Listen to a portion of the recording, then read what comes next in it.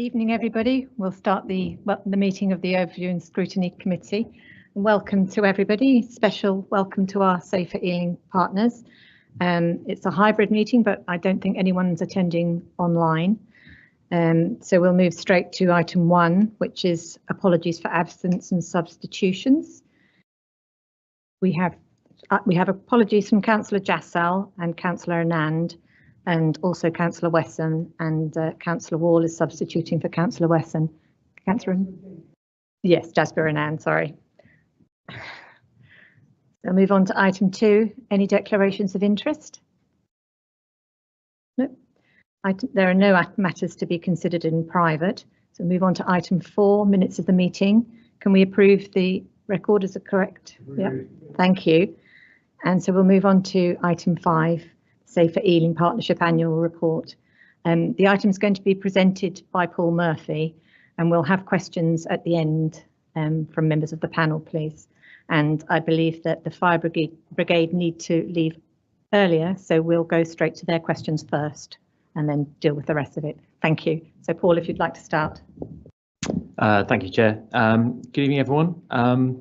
As you're all aware, the Safer Ealing Partnerships are statutory partnership. And they were introduced under the Crime and Disorder Act, bring together local partners to implement strategies to tackle crime and antisocial behaviour. And they work on the principle that no single agency can address drivers of crime on their own.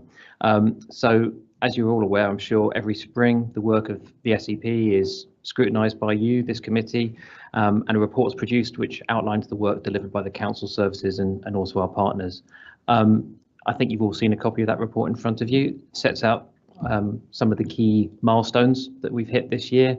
In particular, it touches upon the Met coming out of special measures and the local deliverables on the Met Police turnaround plan, what's happening locally here.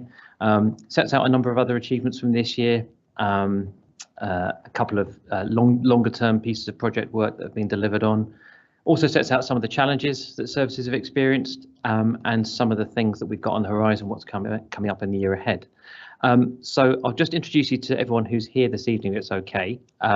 We have Ben and Tim from London Fire Brigade, who are sitting to my left. They both come in on their rest day today, so they get a special dispensation apparently, and are going to be leaving slightly early, if that's okay with you all. And so any questions they will take first. Obviously, you all know, I think, Superintendent Sean Lynch to my left. He is our dedicated neighbourhood superintendent with the police. Behind me, I have Yasmin Basterfield, who is one of the team leaders in my service, who's here this evening, along with Daniel Malone-Halloran. Hopefully they'll come up and get a chance to say a few words later on as well. Also behind me is Jethro Lister. I'm going in this order now. Jethro Lister is our crime data analyst. Jess Murray, most of you probably know, is Assistant Director for Community Protection, and then behind me is Nazia Matin, who is our Community Resilience Manager as well. So hopefully they'll all get a chance to speak a little bit later too.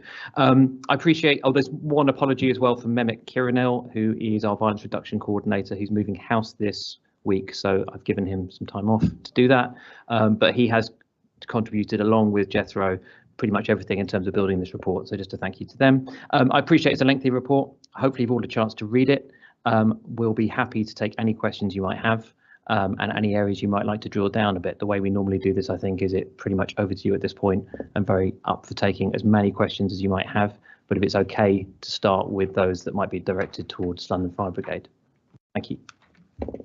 Okay, do I have any questions from members of the committee? Councillor Moffat, you can start. Thank you very much, and as requested, a question towards London Fire Brigade. In terms of the change of requirements for dual staircases in new build buildings, what movement has there been in terms of ensuring compliance with fire regulations in terms of tall buildings across the borough? And do you believe that the rules that are now being put in place are suitable to continue in the long term to protect the public? Sorry, can you just clarify, when you say what movement, what do you mean by that? Have the appropriate steps been taken by existing tall buildings to ensure that they're compliant with the regulations with regards to the fire brigade and access that you require, and indeed access for residents to escape from buildings if there's an incident. Okay, I'll try and break that down into constituent parts. So we're actively, as an organisation, as LFB, we're actively involved in negotiations is the wrong term.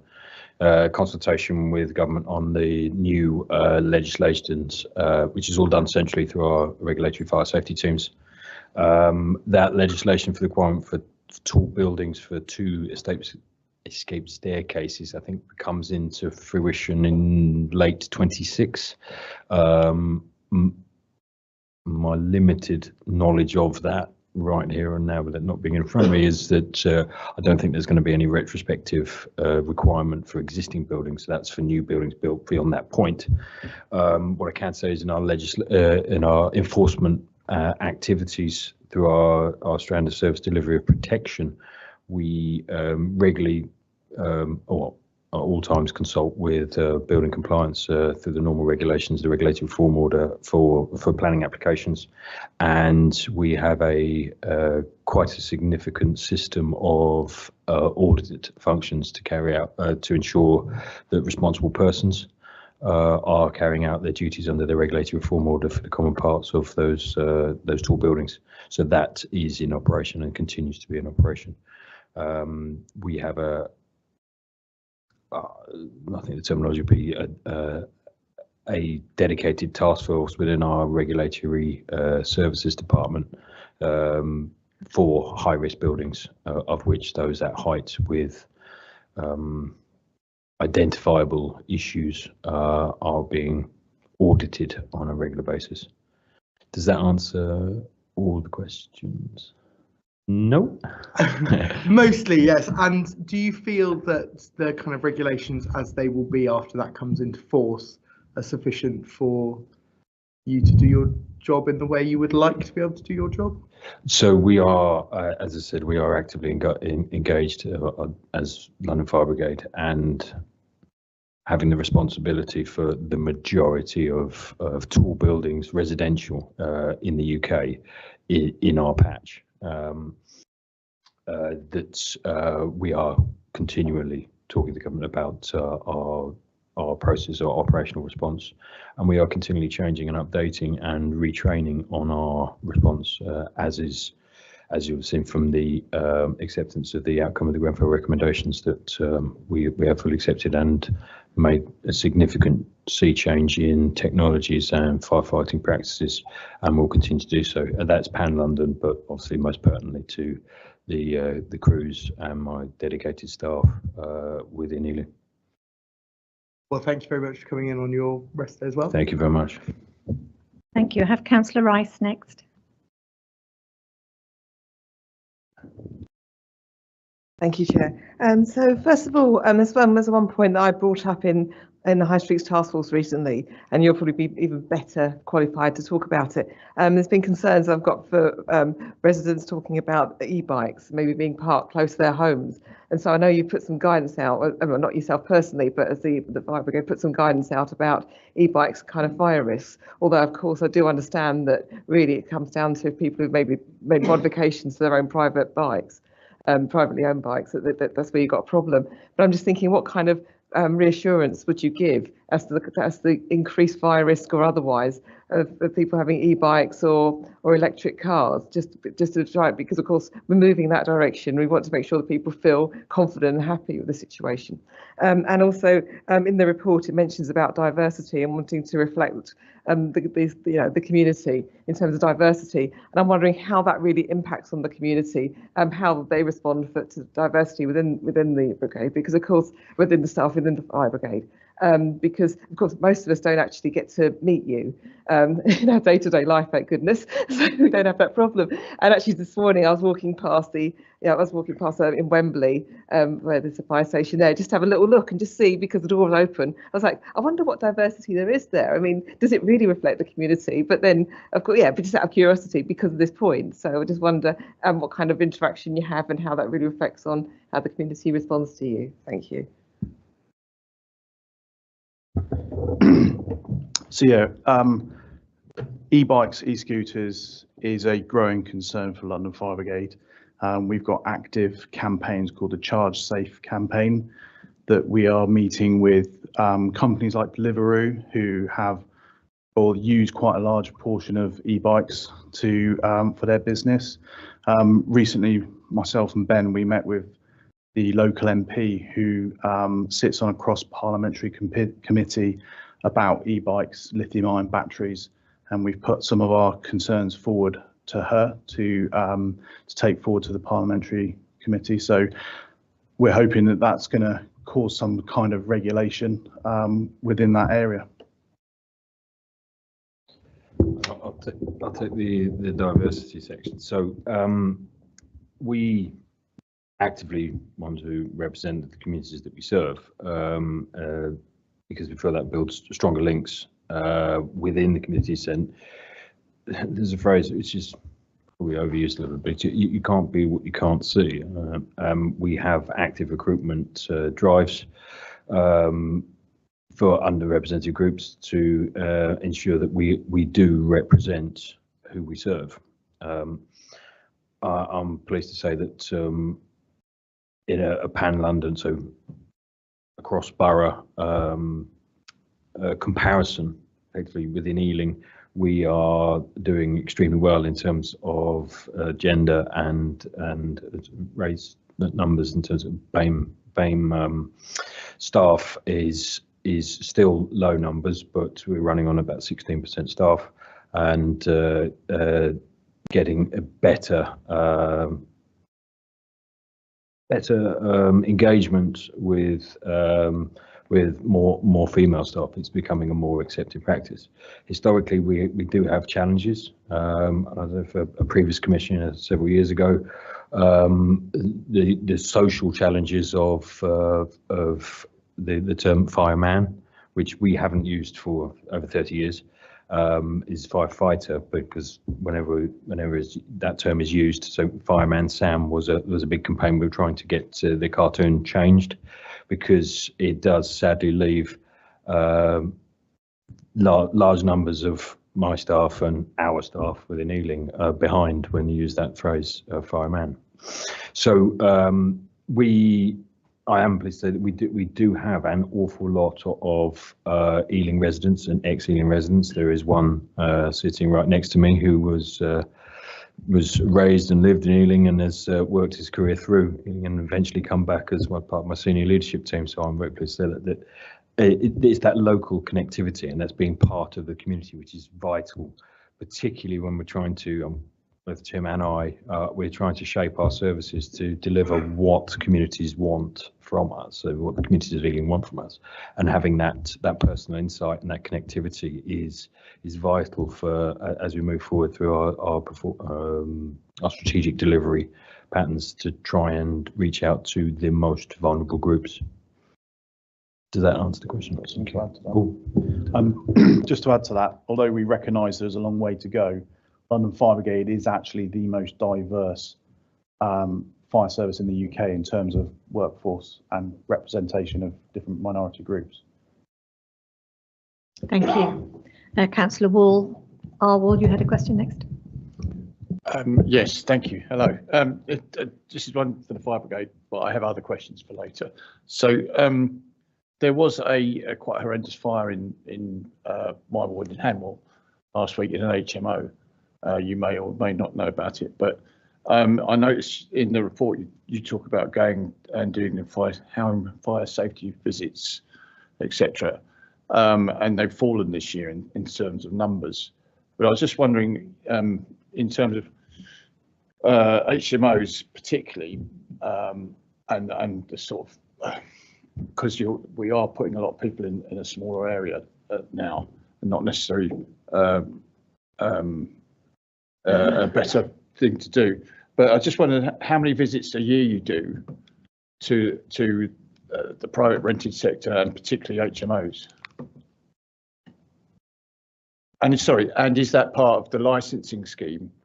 Do you liaise with the licensing for HMOs? Okay, that is a complex situation in terms of licensing. In answer, no, we are not a licensing agent.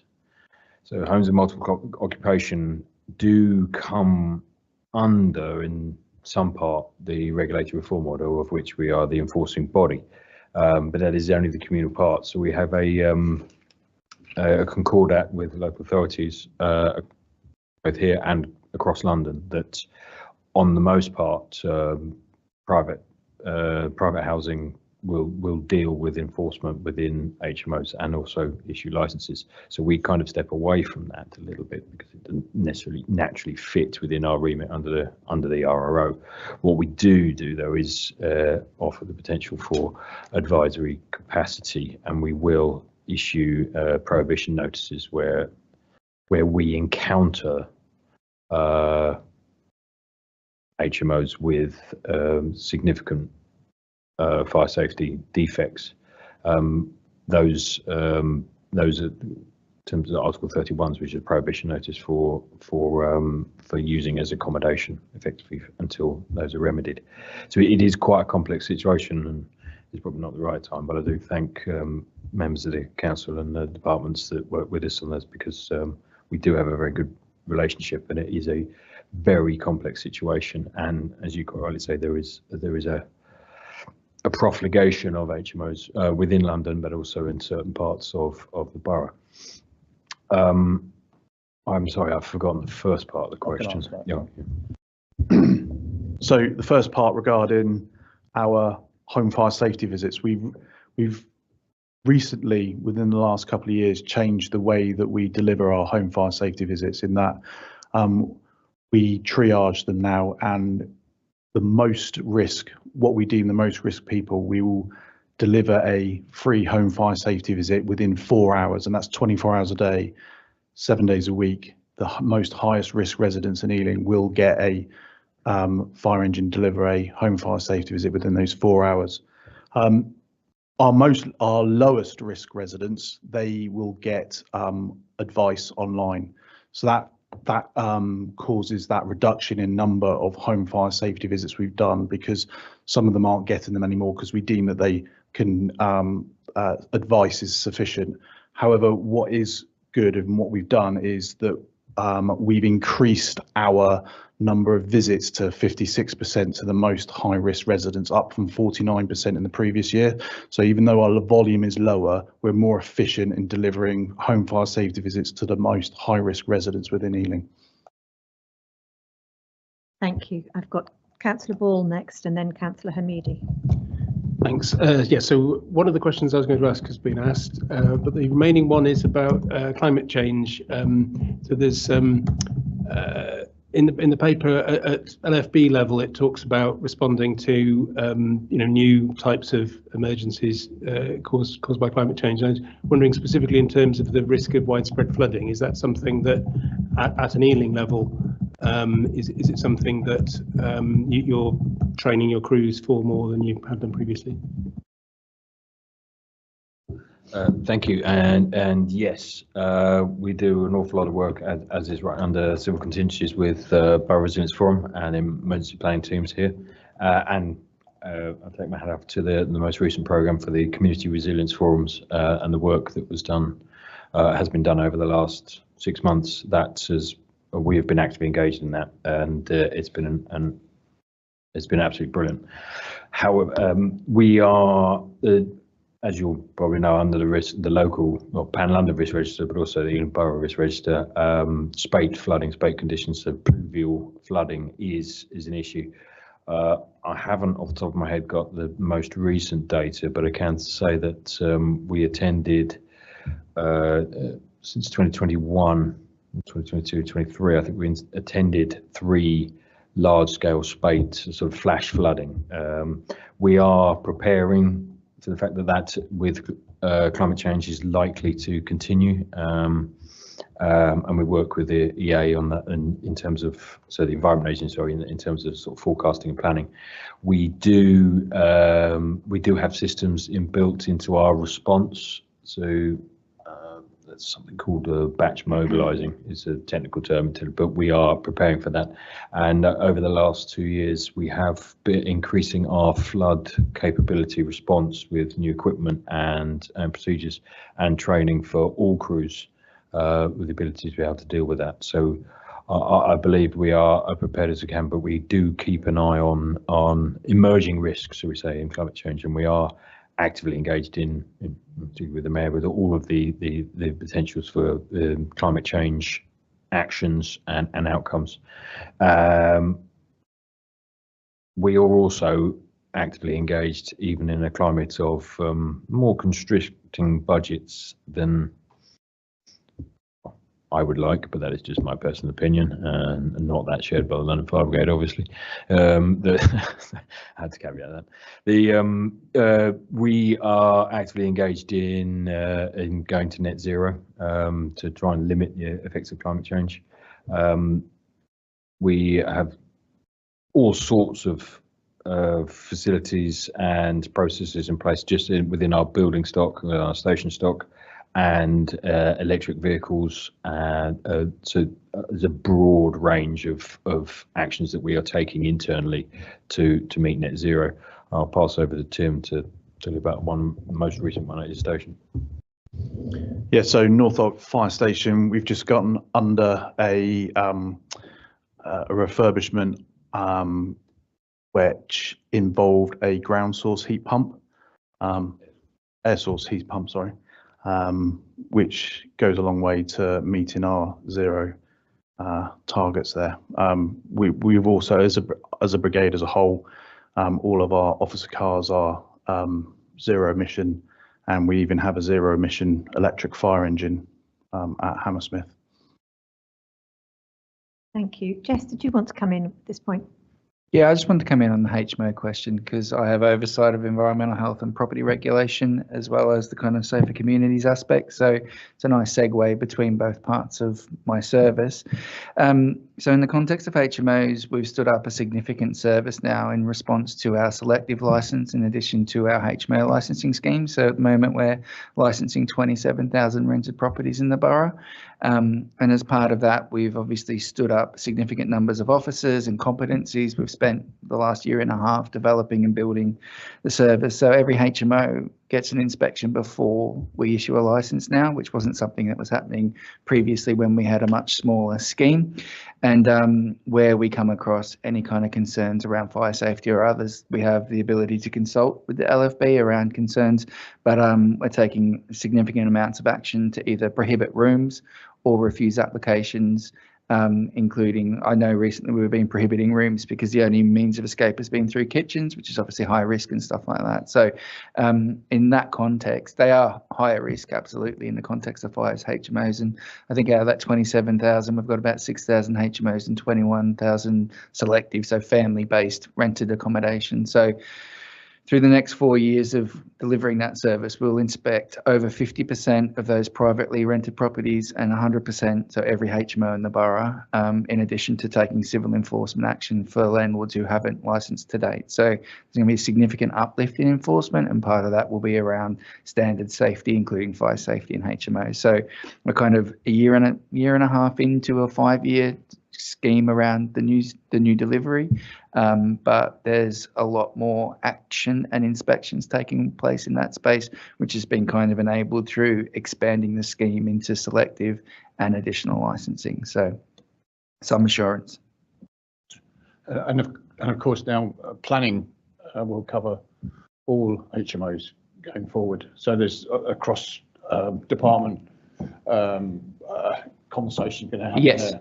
So we've started a dialogue around the Article 4 direction. That doesn't come into place borough-wide until September, but obviously November. Yeah. So obviously there is some interface between that and where we're finding challenges around non-planning permission. We're issuing much shorter licenses to enable planning permission to be given before a full license is given, and kind of trying, they're independent in terms of the process, but we need to dovetail and make sure they're complementary, and we're sharing information between services, which is the work we're putting in now.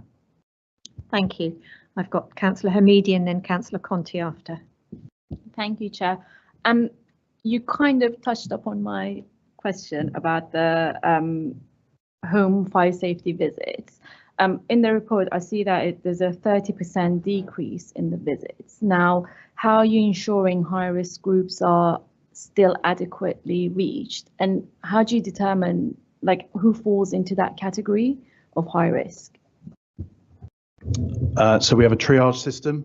Every referral we get, whether it be from a partner agency or an individual comes through our website through the Home Fire Safety Checker tool, those visits get triaged into the priority, and the highest risk people may have things like mobility issues, drug and alcohol dependency, living alone, over a certain age group.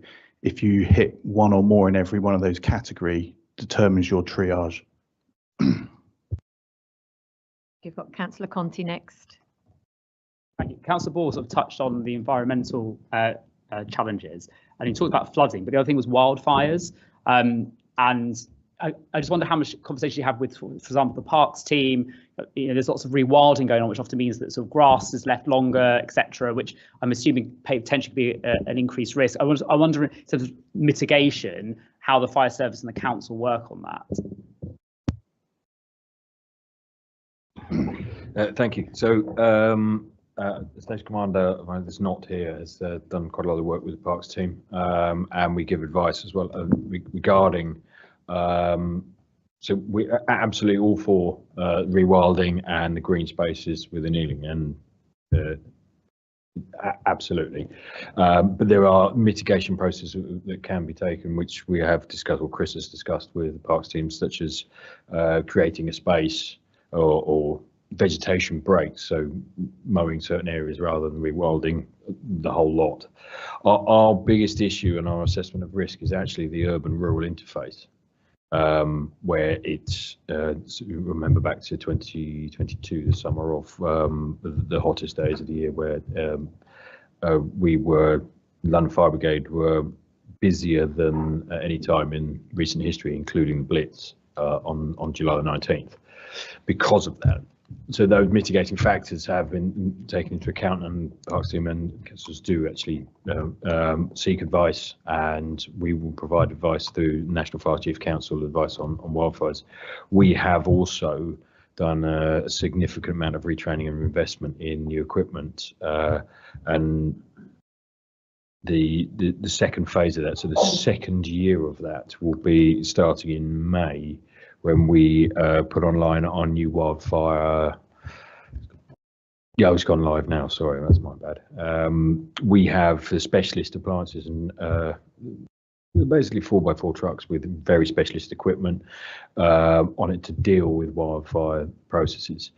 I can say that in the last 5 years, according to the National Fire Chief's definition of wildfire, which is very complex, and I'm not going to go into it, but it's to do with flame height, area coverage, and the amount of appliances that you may need for an extended period of time. To appliances, I mean fire engines, to put it out.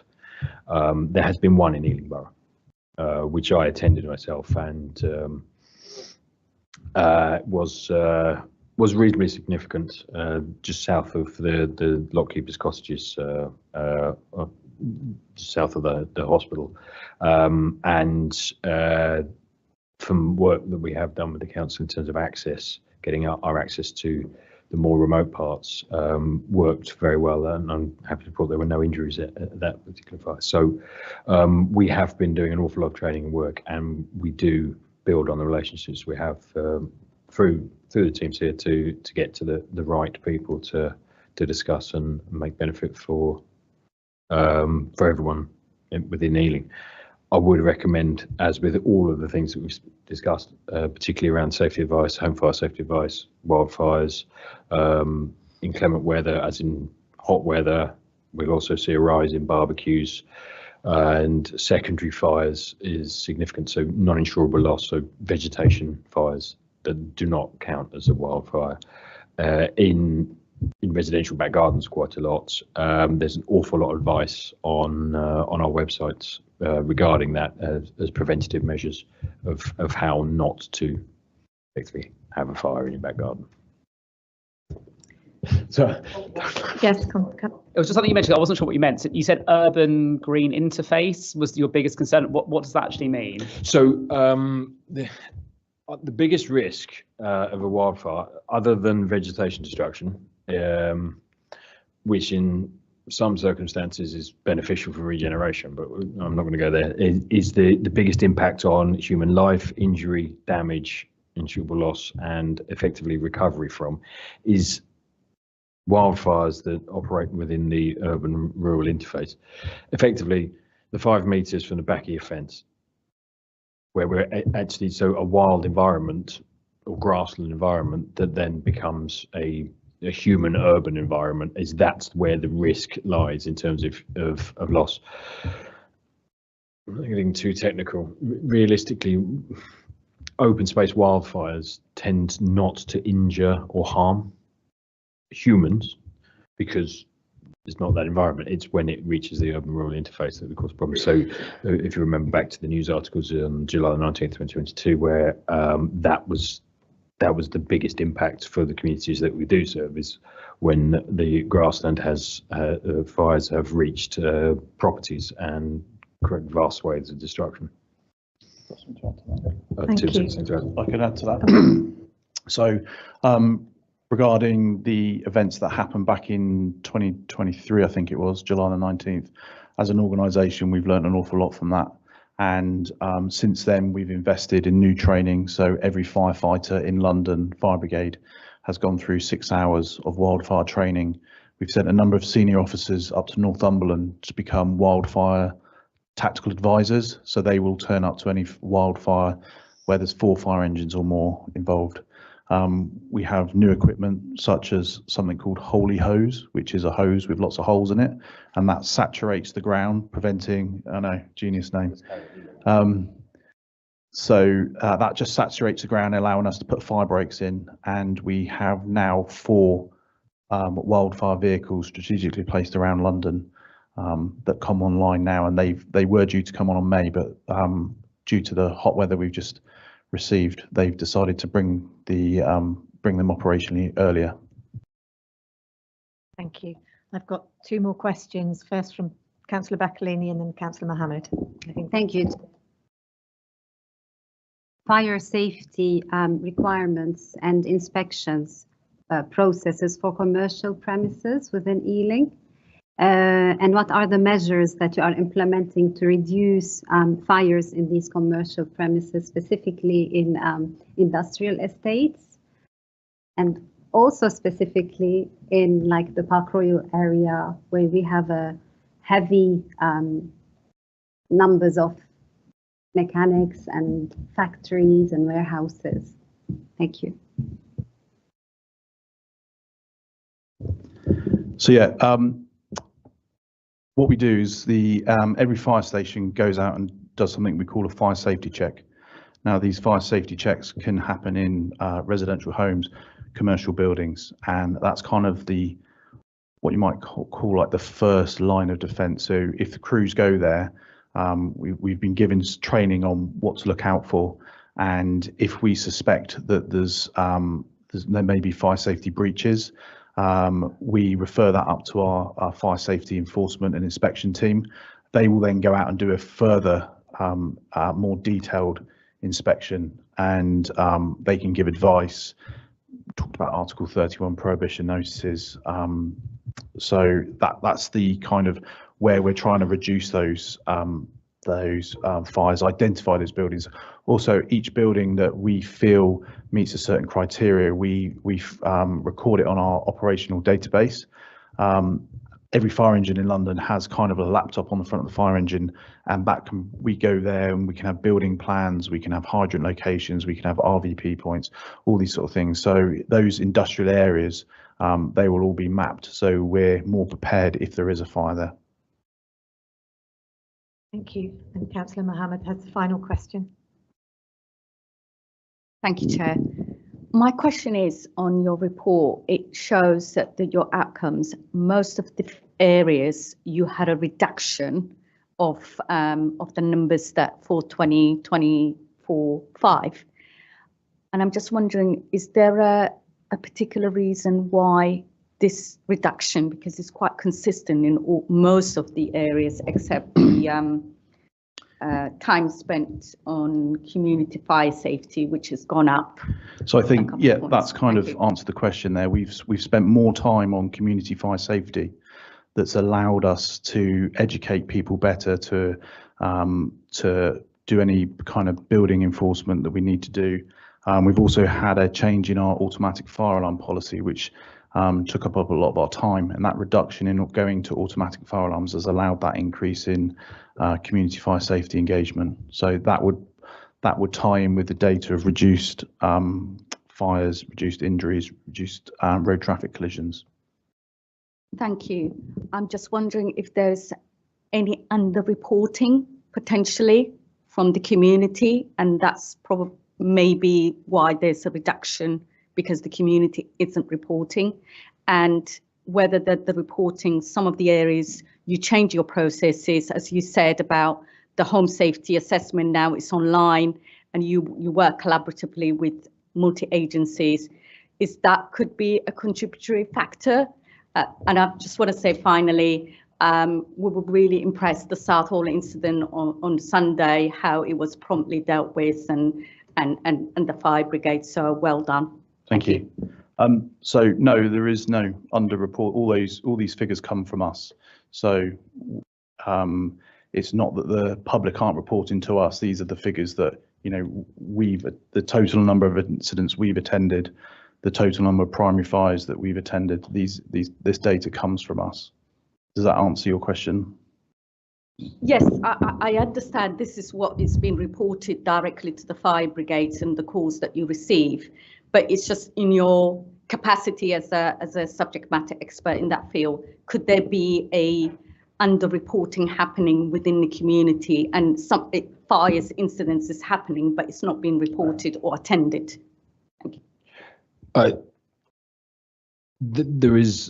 There is the slight potential, yes, but the incident data is taken from calls, so that there may be instances where a small unreported fire a small undiscovered fire, or say a vegetation fire at the side of the road, may not be reported to us.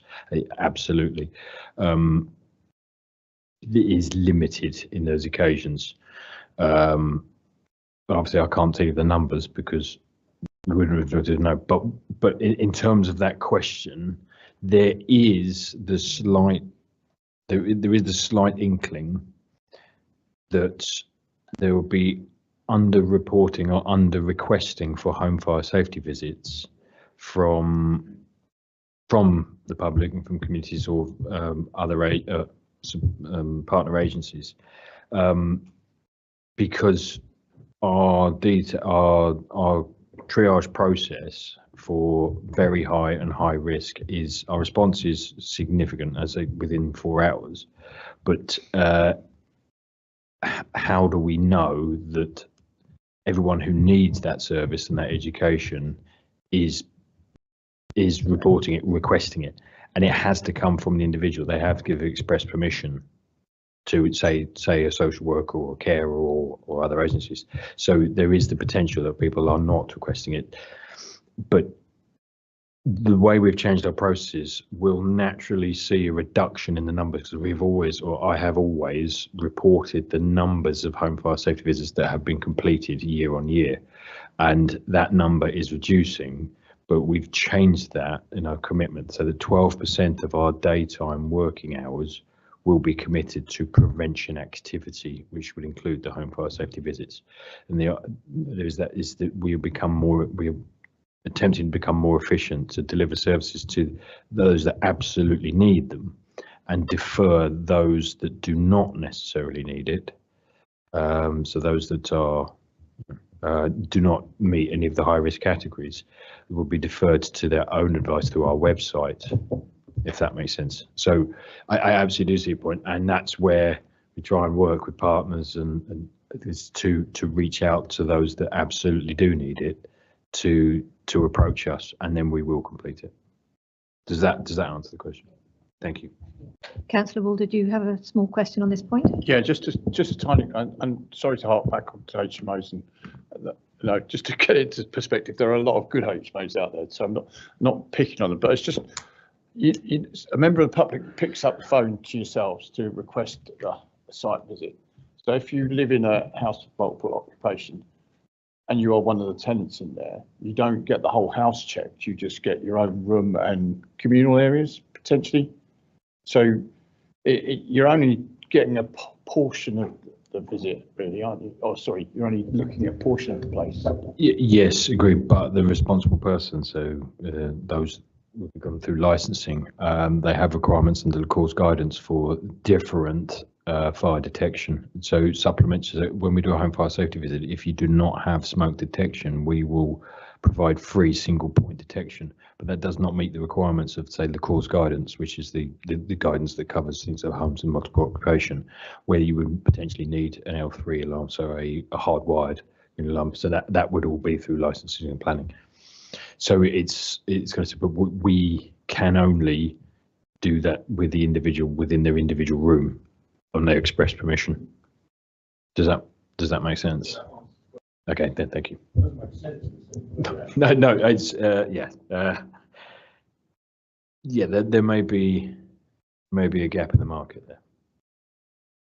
Okay, that concludes our questions for you, Ben and Tim. Thank you very much for coming in your rest day, and also for all your hard work and keeping us all safe in the borough. So thank you very much. Thank you all, and thank you for your kind comments. And I just, before I go, I'd like to pass on my thanks to continued support from everyone here, from all the teams, from Jess, Paul, Dan, and Nazir, and because without the support and the collaboration work that we do, it wouldn't be possible. So thank you. So now I think we are. Sorry, I meant to say Sean as well. Yeah. So I think we're going to have an update on recommendations from Scrutiny last year from Sean now, actually.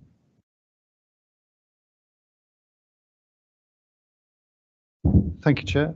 Thank you very much for having me. Are we going to go through the report, or are we going to go through previous recommendations? Because I'll just pull them up on my screen if you want to go through them one by one. Recommendations, please, Sean. Okay, fine. Just pull them up. Make sure with Paul that I'm looking at the right document. That one. Okay, Chair, thanks. So the first recommendation I've got here is, let's just make sure I'm looking at the right document, is in connection with the turnaround plan and effectively acceptance around what we're doing there from a town centre location perspective. Is that right?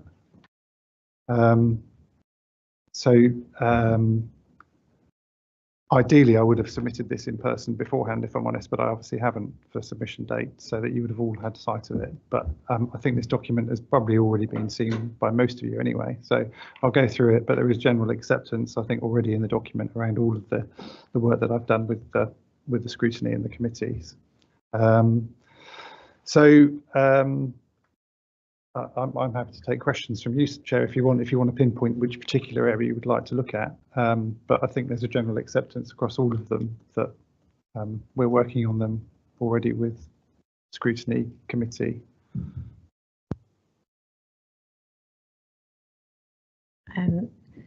We're happy to take a written response, Sean, and then we can circulate it afterwards, if that's okay with you.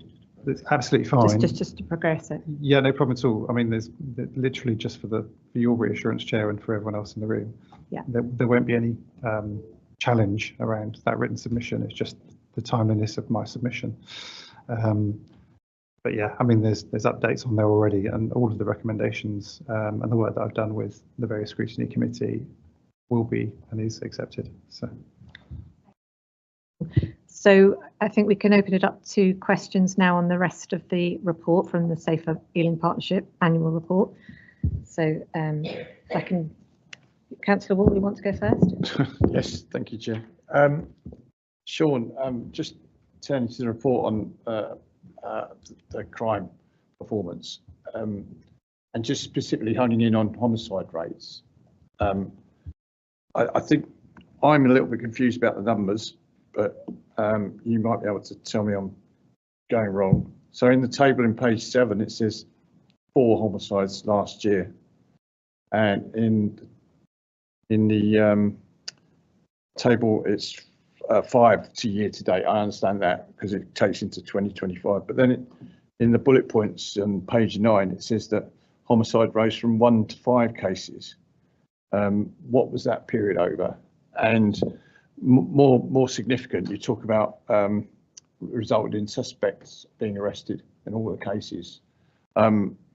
It'd be good to know if they actually got charged and went through the criminal justice system and potentially convictions, because it's great to know that you're at the front end and know the stats that end, but it'd be nice to know what the stats are at the other end, how well the police are performing. In other words, are they getting convictions? Are they finding the perpetrators, etc.? So yes, it's great to know all this. I was using homicide to make the point, really, but it's great to know all this, but it's good to know how effective the Met Police are in terms of arrests and etc., which is not in the report at all. Yeah, sure, thanks. Whilst I haven't got the specific details of the homicides that are documented in the report,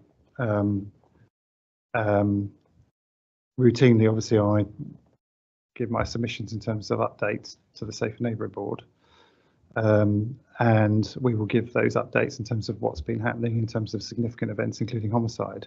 I can take something away, Chair, Councillor, just to revisit the homicides that are documented within the annual scrutiny report, on the basis that, bar the most recent event, I would probably consistently say to you all now that we've got convictions for probably every single homicide that we've had, which obviously is being echoed by Jess. Just from my recollection of my 2 years here, I think we're going beyond this report. I take your point in terms of, future reporting, which I can take up with the community safety team around what that looks like in terms of outcomes, what those investigations look like, just in terms of cases brought to justice. But I'll pause. Jess, did you want to come in? I was just going to support you in the context that I think pretty much I can't think of a homicide where we haven't had a successful outcome or conviction, bar the ones that are in process now. But so, sorry, Chair. So my wider point isn't really about. I was just using homicide as an example because it's such a small number. My wider point is the outcomes and how do we know that the Met Police are doing a good job in Ealing or not a good job in Ealing? Because knife crimes of 72. How many were solved? How many are still out there? How many perpetrators of this crime are still out there in the community? That's kind of my point. Sure, no, point well made, and we can cover that off, I'm sure, in future reports if there's some requirements for that in terms of outcome rates across all of our crime types. Thank you. I've got Councillor Conti next.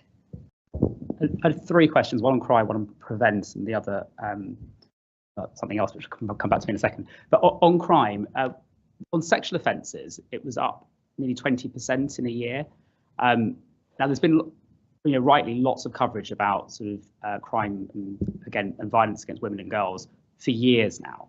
And I just wonder whether any of that's actually making a difference, because if we're seeing that, there's a 20% increase year on year on sexual offences, why is that still happening? Are any of the measures that are being implemented by the council, nationally, etc., really actually making any difference to make people feel safer or actually making people feel safer? My second point on policing is how the police in Ealing communicate with victims of crime. I've got 3 very quick examples. I had a resident in Hanger Hill who had men with weapons trying to break into her home.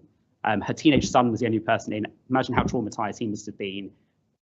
Thankfully, they were scared off by people that were coming by. Over a year later, the police never told them the outcome of the investigation. I know someone who was assaulted in Ealing Broadway on a Saturday night. The police never contacted him about what happened and what happened to the investigation. Had someone else who was a victim of a theft, had a photo of the individual. 3 weeks later, the police still haven't been in touch. I think they're 3 they're not connected. They're distinct cases on varying different issues, but there's clearly an absolute failure with how the police in Ealing communicate with victims of crime to keep them updated. And when I brought one of the cases up at a Safe Neighbourhood panel, they said, well, the resident can call 101 to get an update. But if you've been through that, why should you be chasing that up? I know it's, that would, you can do that, but why aren't the police contacting them? Why aren't the police letting them know what's happening? I think that's a really big concern. My other question was on Prevent. Obviously, the funding for Prevent is coming to an end this year. There's, I think, a admission or a challenge in the report about the ability to sort of follow things up. And I think in the last year, the numbers in Ealing, for right-wing extremism was 19%. Islamic-rated referrals are up 13%. If funding is going to be cut and Prevent is going to, I think, be amalgamated into another team, how are we going to ensure that those, how is that risk going to continue to be mitigated going forward? And I had another question, but I can't remember what it is, but it might come back to me later. Thank you. Right, Councillor, let me try to address all of them. So I'll probably defer the Prevent question to the wider partnership, albeit I share your concerns, as do others on the panel, I'm sure, today. The sexual offences challenge, the wider kind of violence against women and girls, and the challenge that we have at West Area and in Ealing, is very well documented. We still, and we are, massively pivoting towards our public protection teams locally to try to give ourselves the best possible chance to deal with what we see as, has been, a long-standing increase, many of which is behind closed doors, much of which is domestic related, not all. And of course, you make the valid point around the kind of open spaces element to the sexual offences that we see as well, and some of the really horrific incidents that we are seeing across London, and Ealing is no exception, as a place that people want to live in and to come to. And obviously with the appetite as well from the strategic partnership and the council and stakeholders around this table to, really make Ealing that accessible place, safe place, really diverse, and also utilise and optimise its nighttime economy alongside all the other growth, then we can only expect fully that we are going to see an even greater challenge around what that looks like. The threat around sexual offences isn't just what you would probably think about as serious rape and other traditional sexual offences. Obviously, it's diversifying and changing with chemsex and lots of other issues, spiking and many other kind of contributors to it, which we are seeing as well, of course, locally. So it's not an easy crime type to navigate. It's really difficult. You've already articulated there as well, probably the challenge that we have around the journey with victims of crime, and sexual offences, obviously, we know is really, really challenging, really traumatic, really difficult, very much so for victims to remain on board with us around that very lengthy criminal investigation, and obviously, if it gets to that point, charge, and then, of course, trial. So really difficult. We've literally pivoted all of our teams at Acton and elsewhere towards public protection as best we possibly can. We are working across London, and no different in Ealing, to target those that we know are causing the most harm, and you'll regularly hear updates coming from the Commissioner and other members around our violence harm kind of index. We are really, really trying new innovative technologies, predatory offending training for our officers, deployments in open spaces around Operation Vigilant, which is looking at certain behaviours and patterns of behaviour, targeting those that we know are causing the most harm in the community.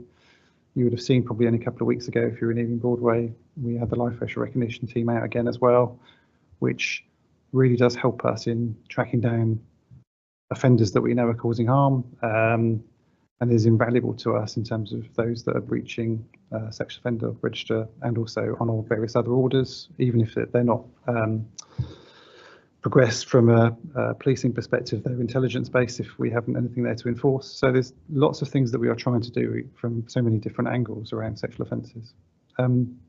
To try to draw upon some of the experiences that you made there in terms of kind of victim focus, some of the crime types. One of the things that I've always done and will continue to do here, Councillor Chair, everyone, is is open our doors around that element of transparency and engagement. So if there are events or episodes of which you come across, which you need to share with the police, and you're not getting the response that you think you should be, whether it's through a board panel or from engagement from any of my inspectors, then I would expect to get some communication about that so that we can explore why, firstly. There could be some explanations as to why there are delays, or why certain crime types are being prioritised over others, or why victims haven't had a response. Equally, I'm really happy to do some review work myself and my teams, my inspectors in particular, to make sure that we are following up on those cases so that you are informed as well as the victims, but you have a broader sort of understanding about what's happening perhaps in that case if you're doing it vicariously on behalf of the victim that's coming to you. We obviously have obligations around Victim Charter, and we are measured against our response in terms of how we take victims on the journey of criminality with us, and also how we give updates, whether it be a significant update, whether it be an arrest, whether it be someone being charged, or any other elements of that journey. The Met has in recent years, linked to the new Met for London plan, sought to increase its capability around victim focus desks. So there is an opportunity for victims to get updates on crimes, even if the officer in the case isn't on duty. And then more recently, working with the Victims Commissioner, we have just put into place one of my counterparts from Camden and Islington into the new role as a lead responsible officer for victim care across London, realising that we've got lots of obligations under the police crime plan, which we've obviously just been released. So it's really important to us, and we're not lost on the fact that the journey of victims is really complicated, and the interface with the police and the Met in particular can always be quite complicated. So I encourage you to bring some of those cases, and if you're not getting the responses via ward panels or other officers, to some of my team and my inspectors. And you had a further question around prevent, which I'm probably not best placed to answer. My colleague was here, James, he probably would do in conjunction with everyone else on the panel here. So I'll defer to Paul and everyone and Nazia. Thanks. I will come back and pick up a couple of other bits on those other two questions as well, but just going directly to the prevent question, because it's an important one, and Nazia, who heads up our community resilience team and is our prevent lead, is next to me, so I'm obviously going to defer to Nazia in a moment as well. To some extent, what's driven our lack of funding is obviously the fact that we've dropped down the table a little bit in terms of our risk assessment, in terms of where other boroughs sit. And so we're no longer one of the top boroughs in the country in terms of risk. So to some extent, being a victim of success in that regard. In terms of some of the specific responses to that, I'm happy to hand over. That's right to you, Nazia, and you can provide a little bit more detail. Thank you. Sure. So some of you might be familiar, a couple of years ago, Sir William Shawcross led the review of Prevent, and as part of that review, the recommendation was that the highest threat areas should be provided the funding. And as Paul said, that what the Home Office do is on year, they do an assessment and they look across all the data sets and kind of determine which areas should get the funding. So for those areas that don't get the funding, Ealing have been historically funded since probably about 2008-9, I would say, roughly. And we were quite high risk, I think. We've done a lot of work with the funding that was given, both by the Home Office, but also through the European Commission. So as a result of that, as Paul said, we have managed to have quite a good successful Prevent programme, to the extent that the Home Office, when they do their yearly assurance of Prevent delivery against the statutory duty for Prevent, Ealing come out as exceeding in all of the benchmarks. But that has also been driven by the fact that we had a full funded team of about 1.7 staff to now, I think there's just me, and I don't just do Prevent anymore. So it's at 1/5 of my role. So I think the significant challenge, as you've highlighted, Councillor, is the fact that what then is a risk is how do we maintain the standards we've had over the years going forward as an unfunded area. There is an expectation that the Home Office place on all local authorities and statutory partners that we have a statutory requirement to deliver Prevent, and at the bare minimum there are like certain benchmarks, as I mentioned, that we need to adhere to. So I guess we have to think a bit differently, utilise our very limited resources across the partnership, and the Home Office, there is a challenge to them that if they expect us to kind of maintain that level, that we're not going to be able to without some form of resource. And they are looking at doing some kind of regional funding offers, which is it's like a person over 7 local authorities, which is not the same as what we're getting. So there is a challenge. I think what we're already seeing, interestingly, over the last year, is that the quality of referrals have dropped. And this is a challenge for SO15 colleagues as well, because what's happening is we're not getting, it's clogging up the system. So they are then not being able to focus on those cases that actually have the risk, but having to clear a bureaucratic nature, because everyone's so scared that, especially with what we've seen in the media with Axel Ruda Cabana, everything is like, oh, that must be prevent, incel this, you know, oh yeah, there's a bit of violence. No one's really doing that. And we haven't got that consistent training all the time to kind of help support that professional development. So I don't want to paint a bleak picture that we haven't got anything in place, but it is very limited, and it's about managing the expectations. And it's for us to also go back to the Home Office and articulate those challenges, which in London we're certainly doing and all the unfunded areas are doing. And Paul's also our channel chair, and I know that he flags that. So channels are multi-agency panel that manages individuals that are at risk of radicalisation, and Paul very much articulates this as well to heads of community safety and other forums, I know. So I don't know, Paul, if that covers it, if there's anything else anyone has on that. Yeah, absolutely. Did you want to jump in, Jess? Yeah. Sorry. So I suppose just to give a little bit of reassurance, Ealing, in conversations with the Home Office, they have been quite open with us that we've had one of the best prevent services in the country, and that's down to the hard work that Nazi has put in over the years. So we come from a position of significant strength. I've chaired Channel for a number of years.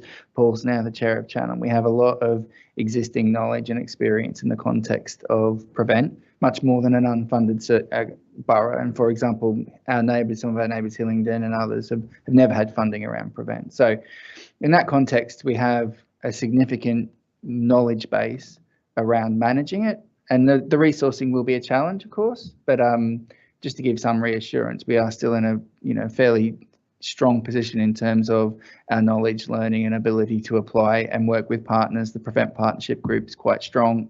We're moving to a contest group soon to bring in things like Protect and other aspects around, keeping our high streets and other localities safe as well, and broadening the focus a little bit. But we still have that underlying experience and knowledge around the delivery of prevent, which means I think we're in a relatively strong position, although obviously we would love to have the continued resource from the Home Office to run the service. But unfortunately, that's how the funding model has been applied. And there's many boroughs across the country who've never been funded for prevent who have variants of risk. And it's also worth noting, I think, the risk in this context is stratified. Obviously, where risk comes around radicalisation has shifted, I suppose. And you mentioned right wing, but there's also mixed and uncleared ideologies and much less specificity around some of the risk in this space. So I think the Home Office are trying to give much more coverage across the country, which means they obviously have to think about how they allocate their resource and how they take it forward. So I think we are well placed, but it is a challenge, absolutely. Thank you. Councillor Ball next. Yeah, thank you, Chair. I've got 3 questions as well, if that's all right. So the first is something that came up in the scrutiny panel that I chair. We learned that the Ealing's Citizens Tribunal looks at racial equality. When it sort of considers all the council departments and external partners that it deals with, it has the most difficulty with the police in terms of getting engagement, and clearly there are issues like the disproportionate stop and search that's still continuing. And I note in the stats in here, the success rate of stop and search is the lowest in the Met. So it's can't even be said that the approach is effective. So basically the question is, what's the senior management team locally doing to engage better with the Citizens Tribunal and more broadly with diverse communities? Second question is about kind of speed of deployment, where there's an issue in an area. So in Common in my ward, we had problems with drug dealing and ASB. A major part of fixing it was the community safety team got closure orders, but the police response in terms of having a great deal of extra presence on the streets was really helpful as part of the solution, but it took a long time to get there. The problem was going on for months before that happened. So is there a way of speeding up the deployment where there's like a specific localized street problem in one area, if it could be more agile? And then the third thing, more mundane really, is the S&T ward panel meetings. In my ward, we had a period of years where they didn't happen at all. It's now back on track. I know at the other extreme, I know Southfield have like a public meeting and they have an AGM where they have elections of the whole panel. And they're wanting to go for 6 meetings a year rather than 4, which apparently needs senior approval for some reason. But anyway, the question is, are we now at a stage where all of the wards have got a chair and a panel and regular meetings? Is it now back working properly? Thanks. Thank you, Councillor. So the citizens panel and the work that I think was probably already in train before I started here in February a couple of years ago.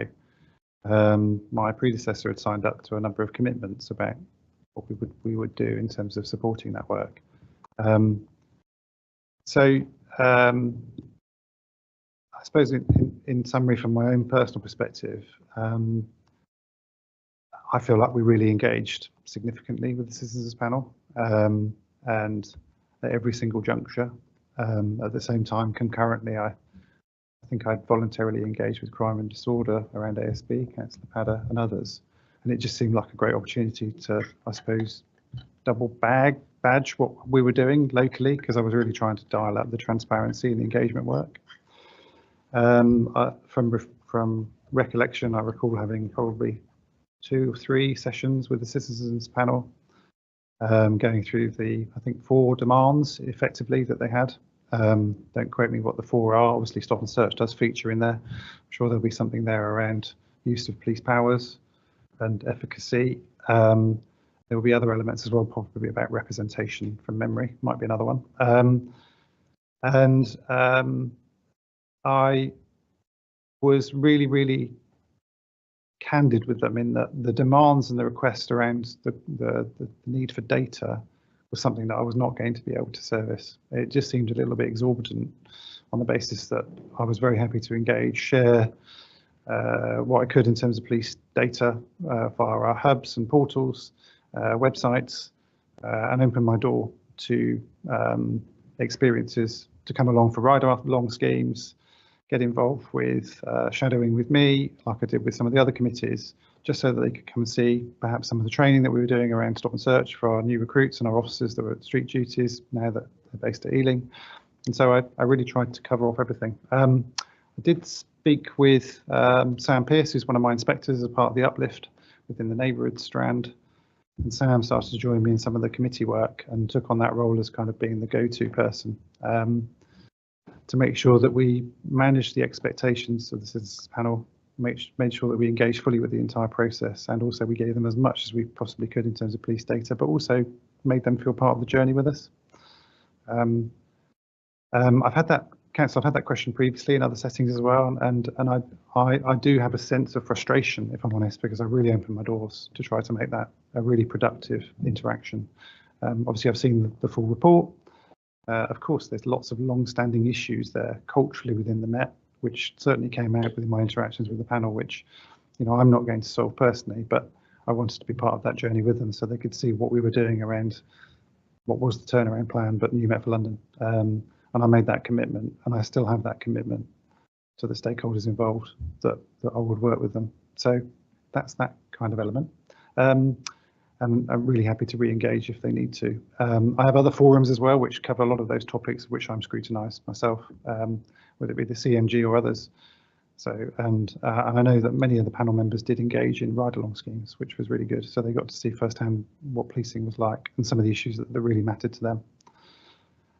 The Ealing Common kind of, you know, traction, I suppose, and your observation, you know, Over the course of the agile change and delivering New Met for London and lots of the work that I'm doing in neighbourhoods, along with my other counterparts across the other policing strands, we've had really challenging resourcing picture, at certain junctures, I won't deny that. So sometimes we haven't always had the officers that we wanted to in the posts that they need to be that responsive, especially around that localised approach with the neighbourhood ward officers.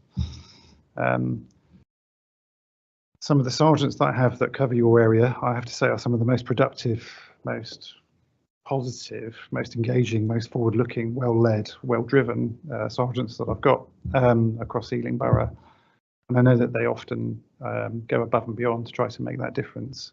They are always looking at causation. They're always looking at problem premises and locations. I'm disappointed to hear that you had a lag in that there wasn't, a closure order or closure notice or drugs warrant or anything else that happened in that particular case, although Paul probably knows that the outcome of that incident. I don't. But sometimes that does happen with competing demands. It all depends on the seasonality, time of year, what we had in central London, for example, going on, all sorts of other elements that abstract maybe the neighbourhood officers away from where they want them to be, where I'd expect them to be. And then what was your last question? Sorry. Last one is about the SMT wall panels, whether they're working effectively in all wards now. Sure. So obviously, this is something which is tracked by the Safer Neighbourhood Board as part of many other areas which I get scrutinised by them. The co-chair is in the room behind us, and I made that commitment alongside the work that I do with the Safer Neighbourhood Board, that I would work with the CSP and the wider leadership of Ealing Council to try to make sure that we had really good engagement. Mindful that I've got a New Met for London plan. It's great having 6 events across London, but I'm not really reaching on a localised level everyone that I want to. The structure, you may well know, Councillor is up for review at the moment with the Mayor's office, and I'm sure that many in this room have already put into the consultation prior to the police and crime plan being released, but also around what we do around engagement. And the structure is there around ward panels. I know that many of you and many community members put in so much time and effort and give up so much energy towards what that looks like because they're really invested. My commitment with the officers is that we will always make sure that we are doing as best we possibly can with the ward panels. And Paul has probably got a positional fix right in front of him, maybe just in terms of what we've been doing, trying to track that to see what that progress looks like, because I've given that commitment that I want effective ward panels, so that we have got that dialogue going on with the local community, so you have that face-to-face with officers, and so you can cover off some of the issues Councillor Conti and others have raised to make sure that you're actually getting some answers about what's really happening on your wards.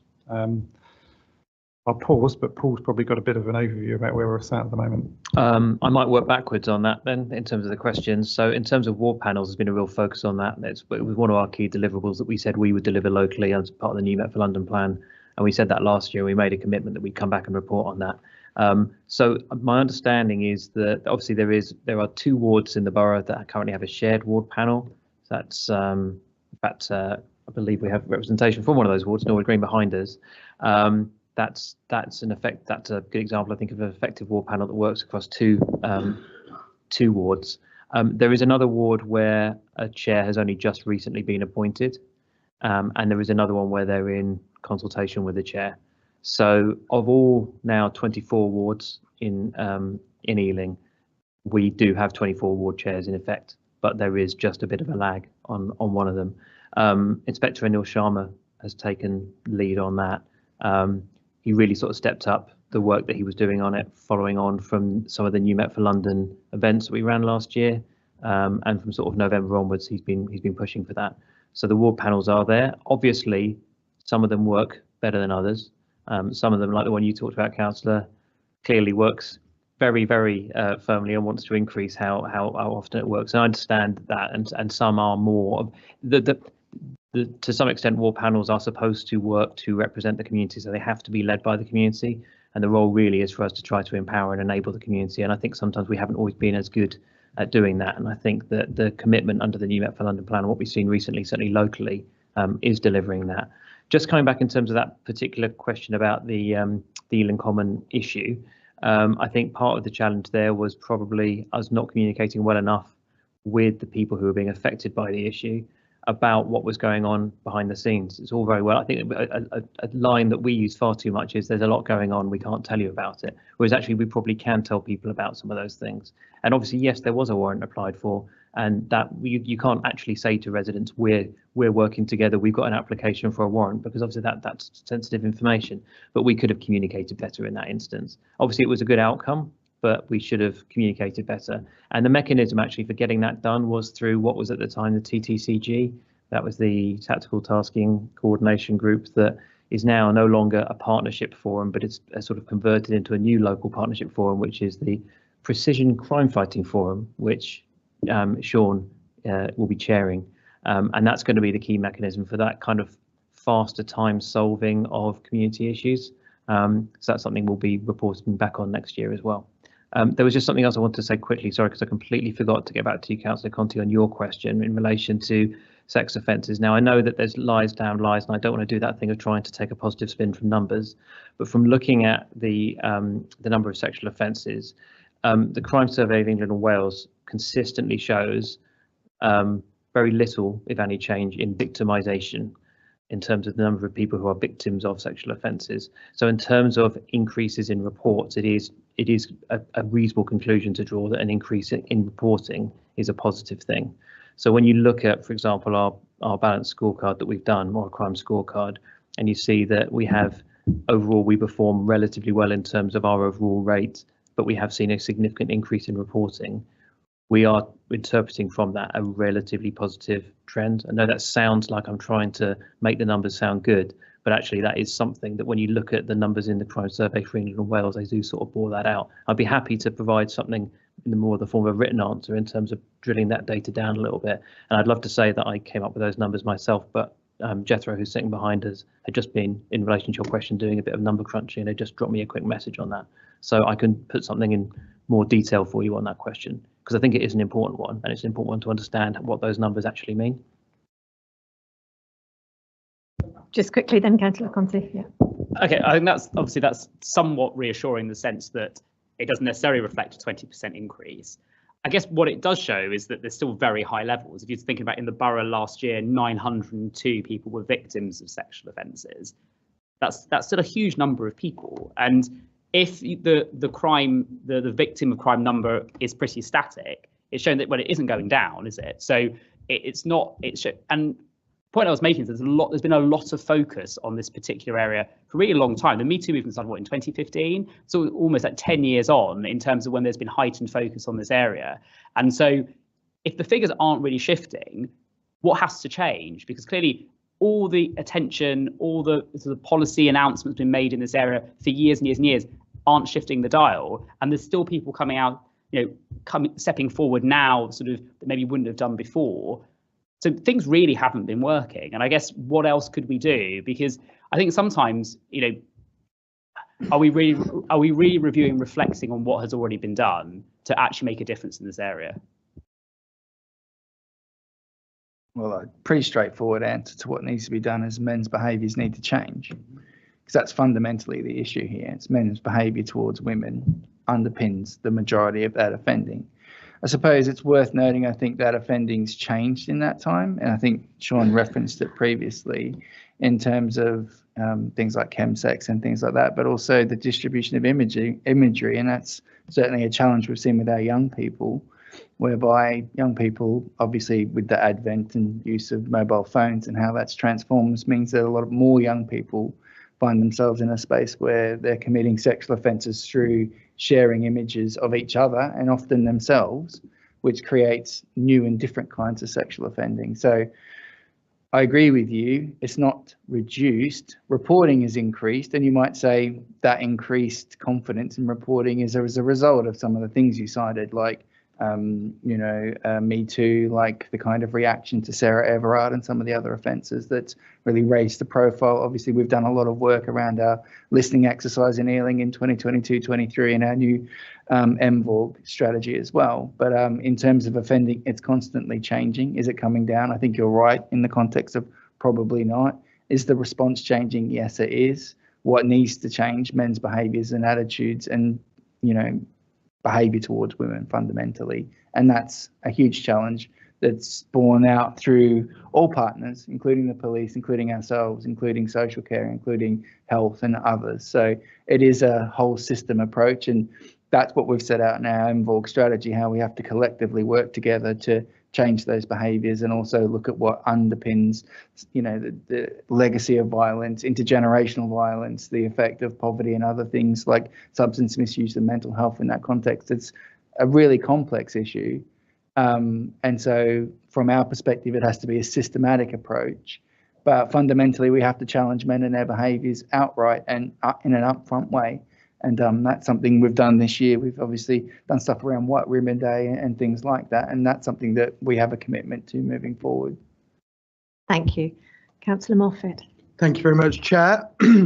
And thank you very much, Superintendent Lynch, for your time this evening, and indeed, actually your engagement over a long period of time, which I have found very productive. And I think your attitude has set a very positive culture within Ealing Police over a long period of time. In March, my colleague Councillor Rice had a very productive meeting with your Northolt Safer Neighbourhoods team, and I thought that was a very good experience in the way they engaged with the public, and particularly want to single out Sergeant Kozlicki for his excellent engagement with us. Looking at the top chart on page 7, the traffic light system, across London, the numbers for almost all crimes seem to be getting significantly worse, including in Ealing, but our position within London as a borough is holding steady or improving. That is not a cause for concern. Do you have thoughts in particular on what's driving that kind of increased trend of criminality, or is it a reporting outcome? And as well as that, I think that holding steady is a success given the funding challenges that the police have faced over the last 14 years. But as part of the New Met for London programme, how do we build a kind of a policing system in Ealing that will actually look at improving our position within London, reducing the number of crimes, as you were talking about with Councillor Conti, that actually the number of violence against women crimes has not decreased. There's more reporting, but the number of crimes, number of victims hasn't changed in either direction. And then secondly, and forgive me for a second part to this, across the city, we have, I think, the lowest or second lowest number of, on page 8, successful number of stop and searches, but actually a higher rate for outer London than a lot of boroughs, and a higher half. Is there a reason for that when we're then also facing a 60% increase in knife crime year on year? That there are clearly a lot of people carrying knives, and we're not stopping a lot of people who are carrying them, but we're stopping a lot of people comparatively. Thank you. Councillor, thank you. Thanks for your comments about Ben Kozlicki and your recent visit up to Northolt, which is really good to hear. And thanks for your comments as well about my kind of, I suppose, openness, engagement, continued work around New Met for London. I really appreciate it. Thank you. Where do I begin in terms of like changing crime types, volume of crime? What do we do and how do we compare across London? So, I mean, I'll kind of go back to the point I think Paul made earlier, just about where we sit in the, I suppose, in the comparator of the league table compared to other London boroughs. Ealing still is a safe borough, and notwithstanding the fact that, you know, we will dissect and go through the annual scrutiny report, and we'll always look out for what we see as a real outlier and where we've got some real challenges naturally, and we're not going to shy away from that, and we know that. But what I would suggest to you is that the pattern you see in the annual scrutiny report is pretty much replicated across every single borough across London. We are not really an outlier for any crime types. The patterns that are in the report I see when I scan other London basic command units. And so there's no kind of, we're not an outlier. As for like causation, what you see, you know the wards and the areas that you represent probably even far better than I do, and I'm sure you do, just in terms of what you see in terms of the changing dynamic of Ealing as a borough, and how that plays out in terms of throughput, traffic, policy, central London, kind of migration out towards Ealing. It's a really nice place to live. It's a very vibrant area, and it's only ever increasing. My journey into work every day takes me through Park Royal and Acton, and it's such a huge growth area. You go to the other side of the borough and you start to see more growth again in the Green Quarter and other areas in Southall, and with the major arterial route, as we all know, of the Elizabeth line, which we probably will use, many of us, every single day. So there's plenty of opportunity of riches, I would suggest, in Ealing still. It is a really vibrant place, and of course, as a result, we do attract cross-border offending. We do see that. We see that in some of our patterns of offending that's happening with the transport routes and major arterial routes. We regularly, as a result, under our hotspot policing kind of plans, and Paul's mentioned about some of the other meetings that we have where we try to bring that together with our strategic partnership, focus on certain areas at certain times of the year with certain operations, focusing not necessarily on one crime type, but a catch-all, many of which are listed here, because many of the offences that we see here are in the same hotspot locations routinely and using the transport hubs as access and egress. And we will continue to do that. We don't just do that locally, we also do that with other stakeholders and partners as well. I always mention the live facial recognition only because it is an absolute win for me as the superintendent for Ealing. I've totally embraced it. We were one of the first boroughs beyond Croydon to start using the technology.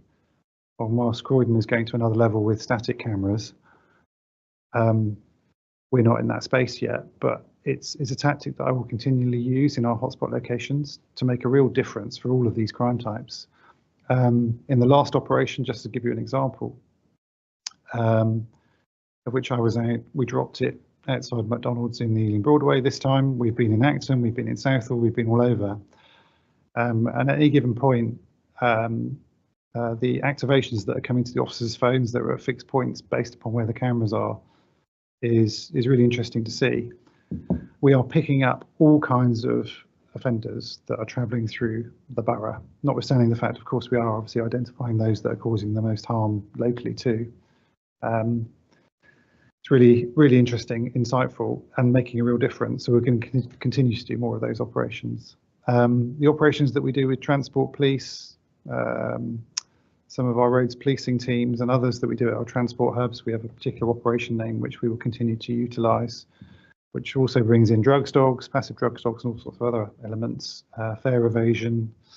We'll continue to do that as well. That really helps us just with that volume around the summer months and what you see there in terms of that hotspot policing element.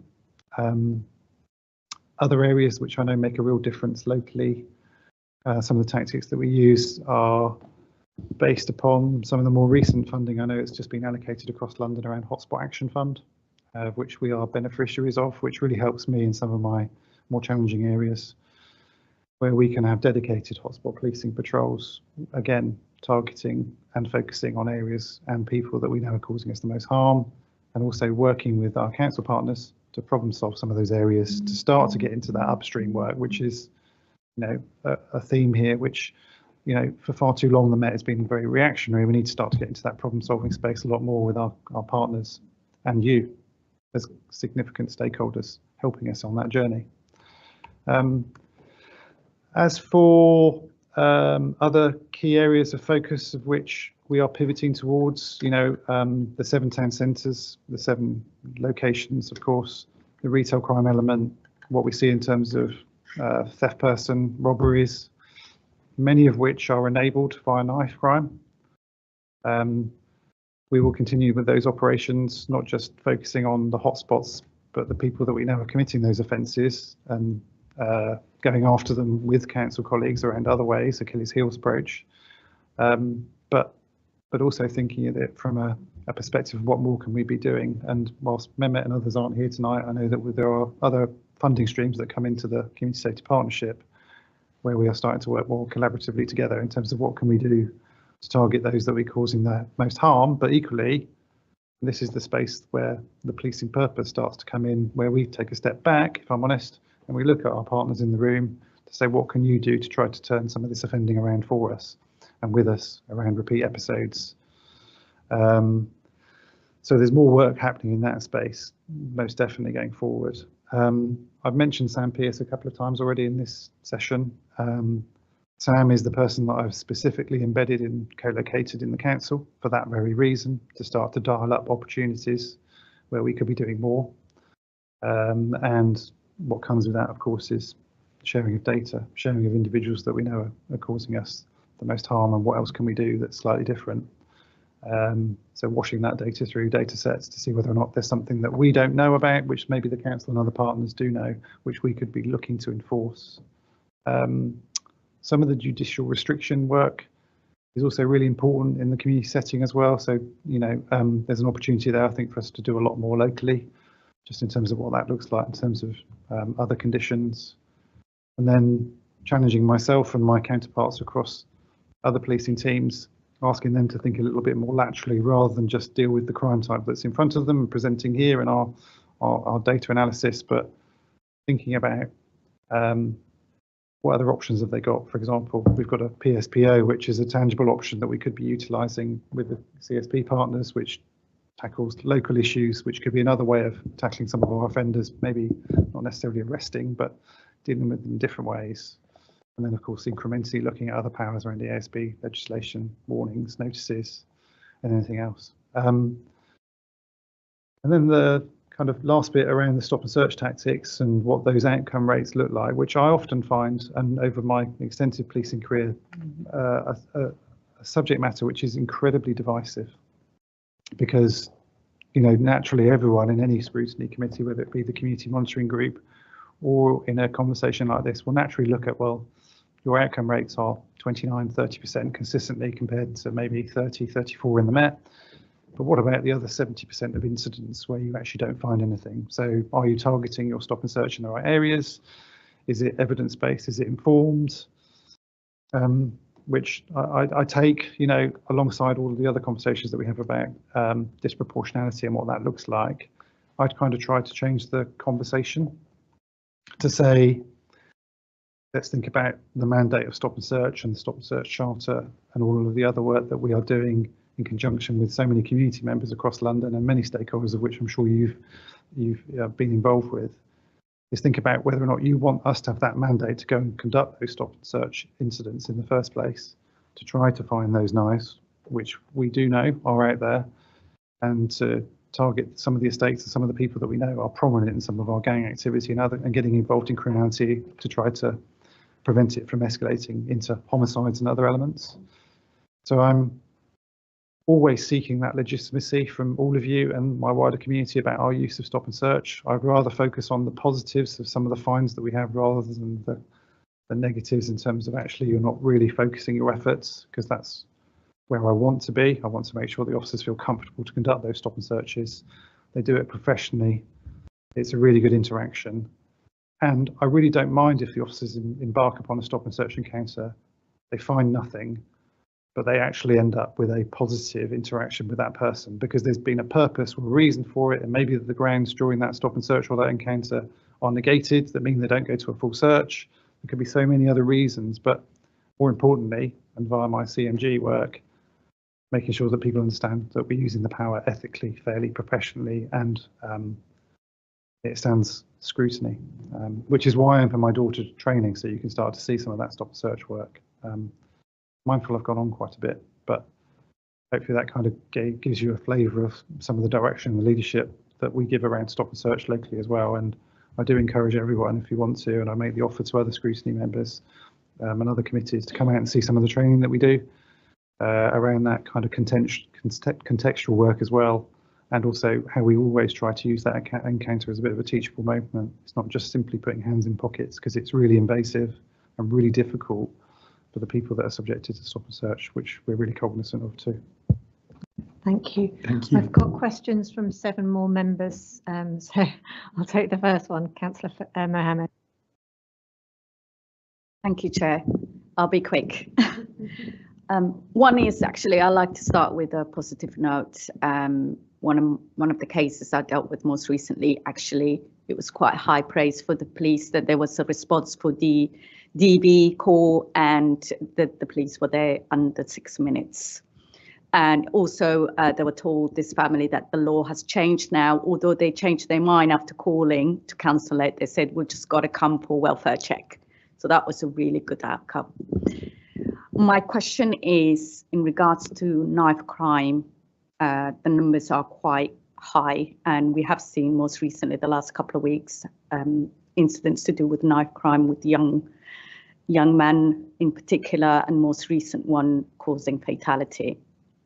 I just want to know, please, what sort of initiative that you're currently doing in order to try to prevent that and to work with the community as well. Thank you.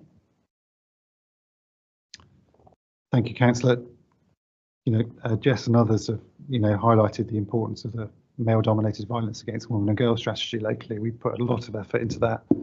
Our community safety unit is always at full strength, so we always have our detectives and police constables there readily available, working within the unit at Acton. And it's a key priority for our response team officers as well, to make sure that we get to those calls as urgently and as quickly as we can.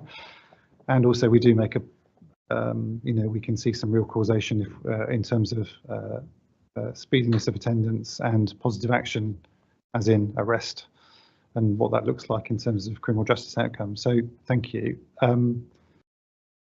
I kind of stress, whilst I know we've got the big bubble of 57% pretty much for the knife crime with injury and the knife crime with injury victims aged under 25, I would also kind of just turn you to the two tables to the left.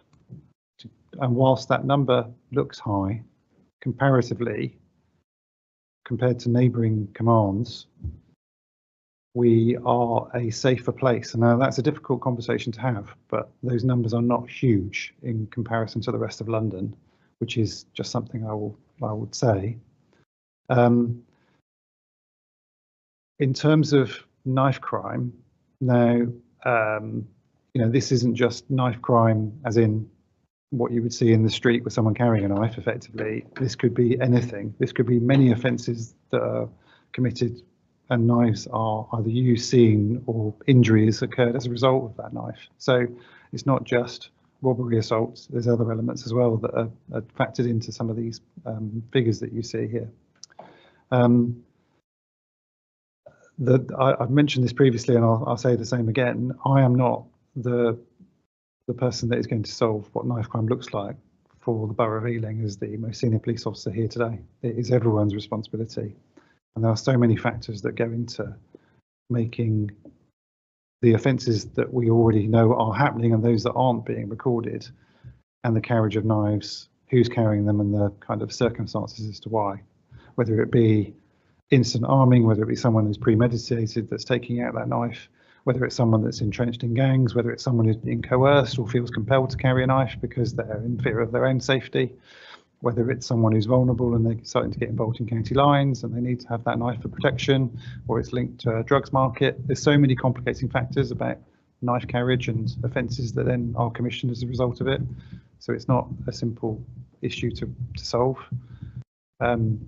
What I need is the mandate for my officers to be comfortable to go out there and conduct stop and search, to make sure that they are in the right place and that we're targeting those that we know are recidivists, that we know are repeat carriers of knives, or are offenders that we know use knives in the commission of those offences, and to target those as hard as we can, and look at other measures which we could do. The Met has moved away from some of the previous pilots around knife crime prevention orders and other elements of work, which I talk about the policing purpose is relevant to me because it is not just punitive. It would have been able to put some conditional elements on people that we know are repeatedly carrying knives to try to turn that and curb that behaviour around, and look at some of those diversionary opportunities.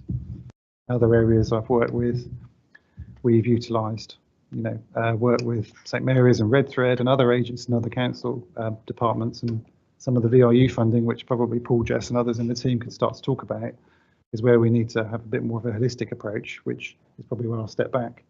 Maybe let Paul and Jess talk about some of the work that is already funded, I know, through the London Crime Prevention Fund and also from the Violence Reduction Unit. Thanks, Sean. Yeah, and I might bring Nazia in on this in a sec as well. So I think what's important to recognise from the numbers is that, I mean, they are both alarming, but also recognise that they are still in of themselves a relatively low number, and then drilling down and understanding what's driving that, and what is quite horrifying when you look at it sometimes is just how much of that is being driven by knife crime by people who are under the age of 25, and then trying to understand that, but also recognising it as an opportunity, which it is, which is that you're not dealing necessarily with entrenched knife carriers, you are dealing with people who actually, there's moments in time when you can influence them and steer them away from that direction. And that's something that we have really focused a lot on, particularly in the last year.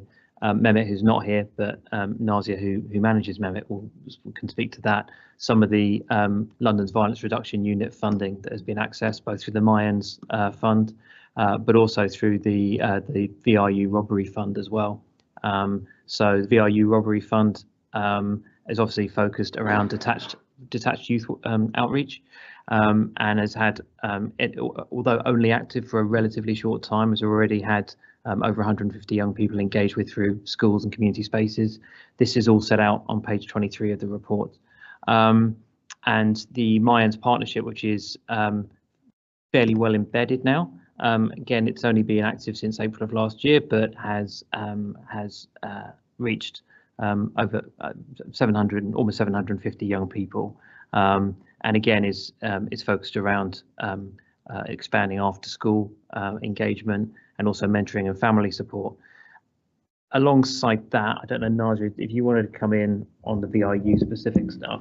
Yeah, so I think Paul's kind of highlighted that it's on the relevant pages, page 23 onwards, but there's also the CIF funding as well. So when there is a homicide, a serious incident, we can apply for funding around that, and some of that as well can be. There's also a grant for preemptive work that we can do. So that's around reassurance, engaging with communities. The question you were asking, Councillor, around what we're doing with the communities, getting them more aware. So there's some work that we're doing in that end with some of the grant. We also have a lot of partnerships with the schools, so through the health improvement team, to think about how we're raising that awareness in the schools and connecting some of our project activity within the school space. There's other wider programs from the London Crime Prevention Fund that Sean mentioned as well. So we have commissioned programs through the Youth Justice to work on, and also with the VRU grant on like schools exclusions again. So again, working with cohorts, raising awareness. So there is a lot of work that is being done. I suppose the good thing is that we have had a commitment from the Mayor's office to keep the levels of funding as they were the previous funding round, so that's good news. But the challenge is obviously with a lot of our commission providers is their costs have gone up, so it's still a bit of a cut. However, we have still got some good stuff. I think what we're starting to see now is a really stronger partnership between the communities, organisations, and looking at how we can use our voluntary sector in this space. So there was a really interesting project, it's probably in the case study, but Sporting Souls, and it was working with the Youth Justice, working with key cohorts that were known to the Youth Justice Service that have obviously had offending behaviour, but working with the provider to do MMA, kind of engaging them with positive activity, getting them to open up and talk, and it was really successful. So we're looking to do another rollout of that program again. So trying to understand what young people, I'm talking about young people specifically, what their needs are, and trying something a bit innovative and different.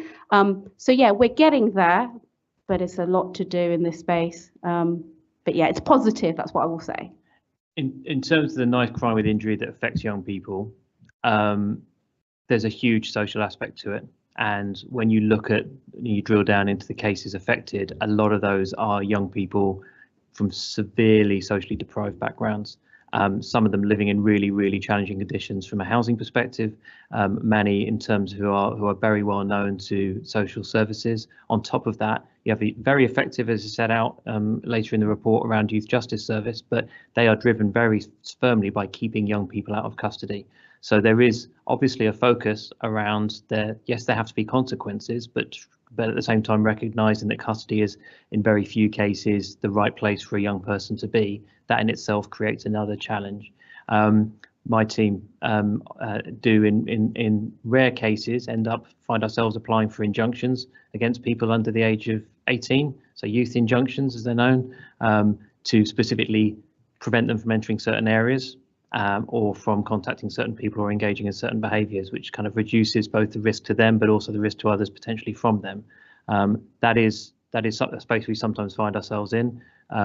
But the focus is always on the intervention and the diversion. So yeah, I think that's all I probably wanted to add at that point. Thank you. I'm just conscious we've got another 6 members want to ask questions, so I would ask everyone, please, in the interest of time, because it's now 9:15, please just be as concise. Yeah, I could take them in groups if that would help you. So I've got Councillor Rice, Councillor Murtaza and Councillor Bakalini. You want to, yeah, you're on the next ring. Oh, sorry, yes, he's gone. Yes, so it's actually Councillor Anand then next. So those 3, if you could ask them as concisely and quickly as possible, please. Yes, I must actually say to Superintendent Leach that and everybody else, the report that's been generated was very, very informative, and a lot of hard work has gone by everyone. And I will actually also commend you on the side of the engagement that I've been privileged to, and other councillors, and I would encourage everybody that hasn't had the opportunity to go to the training centre if you get the chance, go and see the other works that are being done at the stations and at the CCTVs. It's all very, very informative. And I think I would ask my question. I had to adjust my questions because a lot of my questions have already been answered. So I have to, it's going to be more of a mumble jumble here. But I will actually recommend that everybody go to these for these engagements, and that we need to know now as councillors to amplify what you're doing. When we are on the doors and we speak to our residents, that we give them that confidence and that reassurance that they actually do report crime and do actually have the confidence of the police. So we really need to understand from yourselves that what we need to communicate to our residents. That's very important from your side.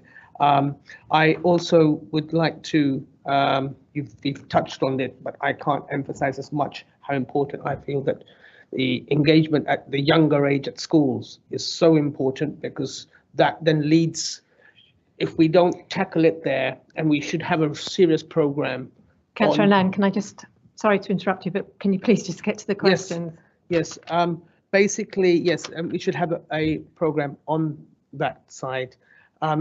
Chair, I was just, my questions got taken. So what I want to actually then ask you here is that on page 24, it says about the challenges that you're having and the overlapping of agencies. I just needed a bit more clarification and how, as a council, we can prevent that from happening. And my other question, which I think is touched on, but just a little bit more amplification on the measures that it says in the report, holding the perpetrators of crime to women on account. So just an example of what exactly is being done there. Thank you, Councillor. Can I also open up for Councillor Rice's question now, and also Councillor Bakalini's, please? Thank you, Chair. I've got a couple of questions there, but I'll try to be quick as I can. So first of all, can I ask about the Parks and Estates Patrol on that section and the early help offer? Just quite interested actually I'm looking at the integrated youth service and the early help offer. So if I can just ask a little bit more about the speech and language therapy that's mentioned there, because I'm just interested to see the kind of role of that plays in preventing crime and helping young people. I'll say this because I did a dissertation in prison libraries looking at literacy and preventing reoffending, so I'm just interested to learn a little bit more about that. Actually, my question on the Parks and Estates Patrol was looking at the fact that there are twice as many visits to the Isaac Manor estate as there is to the South Acton estate. Now, I'm interested because the South Acton estate has had a very bad reputation over time. So I'm just wondering if it's a case of, because there's a lot of new building is being done there, we've got the Acton Gardens there. I don't know if there's lessons to learn there in terms of, if we actually regenerate our estates, are we actually preventing crime, preventing the need for visits there? And also, another point I've got is that I'm just interested to learn a little bit about what goes on with the Matic Lane Clinic. Because a lot of the women who go there are probably, come from very vulnerable backgrounds. They might be involved in prostitution, they might be involved in drug taking, they might be from very abusive backgrounds. And I can imagine some may unfortunately have to go back more than one occasion for abortions and for help there. I'm just wondering, do we actually work together with the people at the Matic Lane Clinic, with the health professionals, in order to help them refer those women to the Women's Wellness Zone? And if we don't actually do that kind of work, can I please put it down as a recommendation that we do work together with Matic Lane Clinic and ensure that these women do not have to go back for further abortions and they get the help they need I to live think better we'll lives. let the team answer that questions, and Councillor Bacalini, you'll be the next round. Thank you. Apologies, Chair. I'm struggling to navigate the questions that are probably relevant to me, but I think they're probably going to end up with Paul, most of them. But thanks for your observations, Councillor. It's very nice of you. All right, I'm going to quickly run through them as best I can. Obviously, there was around. Sorry. Let's try and just go through the right. So let's talk about the stuff that I can't answer, which is the early help offer around speech and language therapy. I don't think any of us will be able to speak to that because we're not experts in that field. And I'm sorry, I don't have anybody for Youth Justice to help me out on this. With Park Guard, I'm going to invite Yasmin just to say a few words in a second. So Yasmin, if you want to join, because Yasmin deals with all of our Park Guard taskings and probably give you a really specific answer in relation to that. In terms of the Matic Lane Clinic, you're referring to the Mary Stokes Clinic, the MSI International Clinic. They are aware of the Women's Wellness Zone offer, as are all of our health partners. They do have literature relating to Women's Wellness Zone in there. I'm not aware of any particular specific gateway there, other than the usual ones that we would have with all health partners in the borough. I think, Councillor Alland, you asked about holding perpetrators to account in relation specifically to VOG offences. From us, we have continue to push what is effectively a referrals pathway from our domestic abuse MARIC into our community MARIC. So if you're getting repeat offenders of violence against women and girls, repeat offenders of domestic abuse, that they are picked up in that other setting. There's a few examples we could probably dig out of civil enforcement that we've taken out specifically in relation to violence against women and girls. And a lot of the indirect work that is done through our PSPO, borough-wide PSPO, relates, I would say, indirectly to that as well. Sean, did you want to come in terms of VOG offences specifically? Before you do, I might just quickly reference Project Vigilant, which you touched on earlier, which is specifically training officers, CCTV operators and police officers in identifying predatory male behaviours. So again, what I've seen in the CCTV control room is active, so proactive spots now happening now that they've all been trained in Project Vigilant principles to identify and potentially prevent offences from occurring before they attend. And the response from police and the support from police on that has been really strong. So maybe Sean, I'll ask if you want to drop in on that, and then we can come back to the Park Guard question. Sorry. I won't be able to touch upon the VOG offences because the definition is so broad. Obviously, the relentless pursuit of behind closed doors domestic abuse and bringing perpetrators to justice is a cross-strand approach alongside the Community Safety Partnership team. We do everything we possibly can to get a victim on a journey with us to get to point to charge. If we can't, we think about other orders and our other powers around domestic violence protection notices and orders and other such things, which we always routinely utilise. In fact, I'm on call today and I've authorised some myself already. Challenges we won't be able to touch upon. And what was the last bit you wanted me to focus on? Sorry, Paul. Vigilant. Oh, Vigilant. Okay, sorry. Yeah. So Operation Vigilant and the behavioural detection work is really useful. It's where officers can go out there in a public setting and pick up on behaviours and cues around just that behaviour of those individuals that might be following off, observing eye contact, certain cues that we will see, which gives us an opportunity to intervene using covert capabilities as well as uniformed officers. We've, as Paul has just relayed there, we've used that opportunity to cross-share that training to help with the CCTV. Thank you. Hi everyone, I'm Yasmin Basterfield. This is really annoying. My voice has clearly gone as I've sat up at the table. But Councillor Rice, just to go back to your question regarding Park Guard and the disparity between the time spent on, say, Islip Manor versus the South Acton estate. So what I think is important to know, I'm not sure what page it's on, is the number of cases the Greenford Northolt Perivale cluster holds versus the number of cases the Acton cluster holds. So our cases are mainly through our duty line or our duty email, our duty inbox, apologies. So there is quite a significant difference in the number of cases in Northolt versus Acton. So also we have to look at how we deploy our resources versus what reports we're getting in. We do have a lower number of cases in Acton. Islip Manor estate in particular has had a significant number of cases where residents, we did a lot of proactive engagement on the Islip Manor due to such low reporting numbers, and a previous ward councillor in Northolt Mandeville raised that there wasn't actually much time spent by Park Guard. So we went out to make a real effort to speak to the residents to try and get them to understand the benefit of reporting to us, which has really helped and really worked in turn. I currently actually manage the Acton cluster as well. So it isn't just that Northolt's mine, so Park Guard spend more time there. I have Acton as well. And what we are seeing in Acton, so I can't speak to whether regeneration is solely responsible for a decrease in ASB, but what I can say is that the newer blocks will have better door entry systems, or where old blocks where we have low rises with no door entry systems, they're no longer in place. So that the security element of those blocks on the South Acton is better now, Acton Garden. The other thing is we do not own a lot of the blocks. They are owned and managed by L&Q. So we would not deploy Park Guard because that is as a resource that is paid for by council tenants' rent money. So we wouldn't deploy them to a housing association or registered social landlords blocks because it's not fair on our tenants. They're the ones who pay for that asset to be on their estates.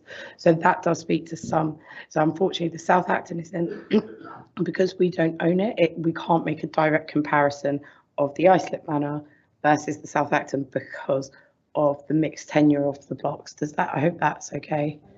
That is actually really interesting, but I think there probably are lessons to be learned into how we perhaps manage and maybe just regenerate the estates over there and in North Park as well. And so sorry about all the reporting that have to be done in North Park. It's actually my fault, I think, that one. So, Okay. Sorry, thank you. Thank you. So the last round of questions, I think, is Councillor Baccalini, Councillor Hamidi and Councillor Wall.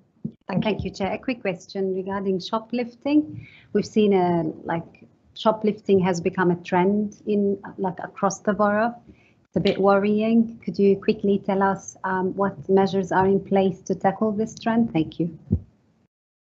Yeah, thank you. We're not an outlier. We just got 2 more questions. Apologies, go on. Councillor Hamidi and then Councillor Wall, if you could just each do your questions. Thank you, Chair. In terms of, Paul, you briefly mentioned this, the implementation of Ealing's, was it police-led precision crime fighting forum, long name. When do we think this is going to come in and what will it cover? What actually is it? And another question that I have about Met Engage. It's not in the report, but I know Met Engage is going to be rolled out in the next couple of months.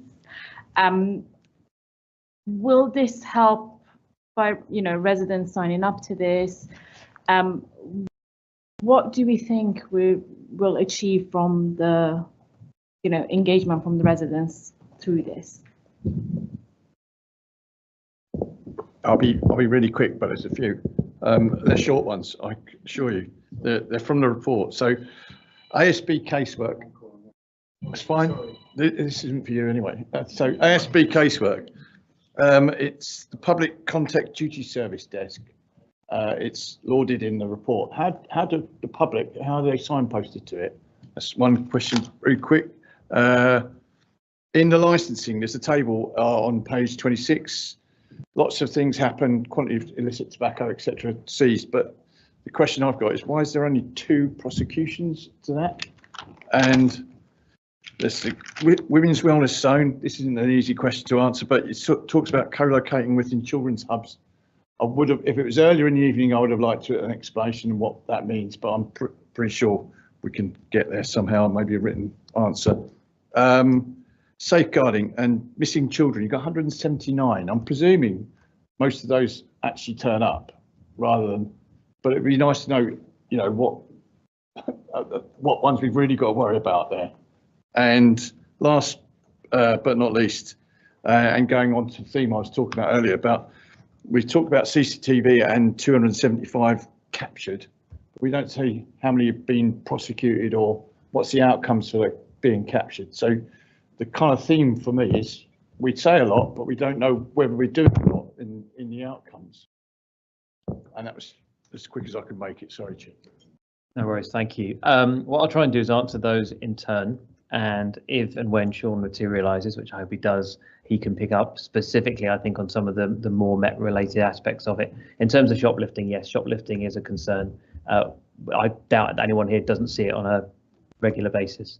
It's become very standard, and I know that there was an earlier scrutiny panel on this, which we attended. Ealing, in the context of London, still remains a slightly lower rate, but it's gone up significantly, and there are a number of aspects to it. Some of them are obviously relate to the cost of living crisis. Some relate to a perception, albeit a misconception, about prosecution rates, and there's a lot of social media activity that suggests fictitious value on when you will and won't be prosecuted, and we do need to combat that misinformation better.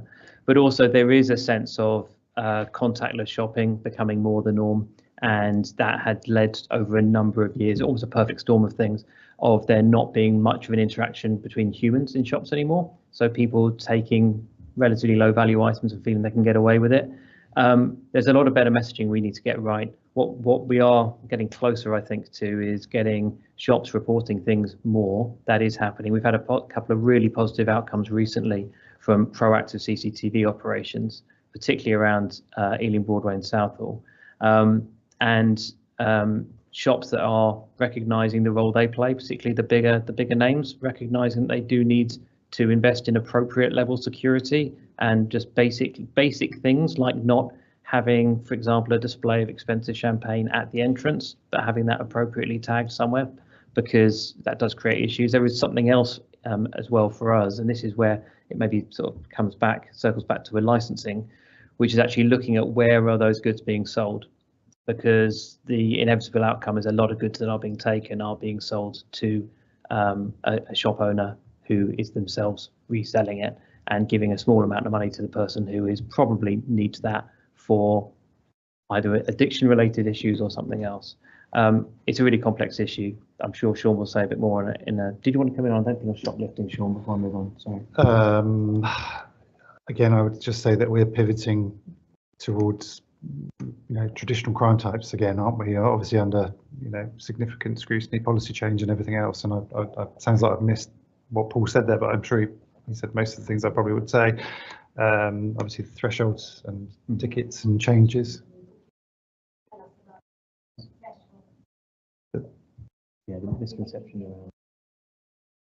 Sorry, if you could let us know more about the conception about fees, that there's a certain level of amount of threshold that people think it's okay to go in and shoplift, but then there's no policing. Yeah, succinctly, Councillor Chair, there has been policy change around how the police dealt with certain value thefts, of course, and that threshold was £200. All of that is going to change under the Crime and Policing Bill, which is obviously going through at the moment, with a clear steer that any shoplifting offence needs to be dealt with effectively. So the bit that Paul picked up on there, and as mentioned already, is because of the proliferation of traditional crime types, as well as some of the more sinister online work that we obviously have to tackle at the same time.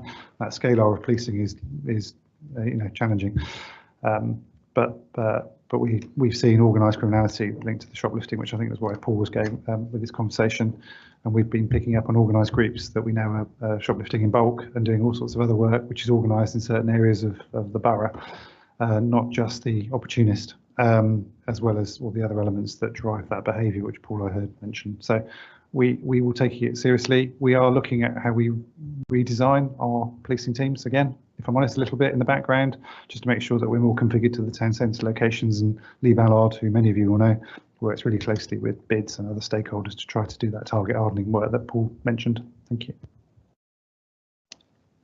Then Councillor Hamidi, apologies, you asked a question about both the Precision Crime Fighting Forum, which is something that Sean will be introducing shortly, and also Met Engage. I don't know whether you wanted to touch on, Sean. Yeah, so Precision Crime Fighter Forum is a decision that the Met has made over probably a number of years. I suppose we've been leaning into it, just in terms of how we get ourselves into a bit of a pickle with the Information Commissioner and how we share data. We've probably been sharing too much. So Paul and other members of the team will know that we've kind of refined how we do that data sharing. And the Precision Crime Fighter meeting is just that. It means that instead of having a BCU structured basic command unit meeting that looks at the 3 boroughs, we will focus on one. I will own it. We will look at crime types and issues that we know are tackling the need real focus from an Ealing perspective, not just something that necessarily will feature for Hillingdon or Hounslow, so we can make it more bespoke, notwithstanding the fact we won't forget to look at some of the border stuff and the crosswork that I've mentioned that happens with offenders that we know are travelling through the 3 boroughs. So that's in progress. If I'm honest, I'm slightly frustrated in terms of the timelines. This is something that I would have hoped to have had up and running. We've had some draft exercises and meetings internally, but my vision is to make sure that we build upon what we'll have a relatively small membership in the first instance, but then start to broaden it, mindful that everyone is really busy in the council and other stakeholders, so I don't want to add to their workload. But I just need to find that sweet spot of the right attendees to make sure that it's an impactful meeting and some really tangible outcomes for all of us. And then the Met Engage. So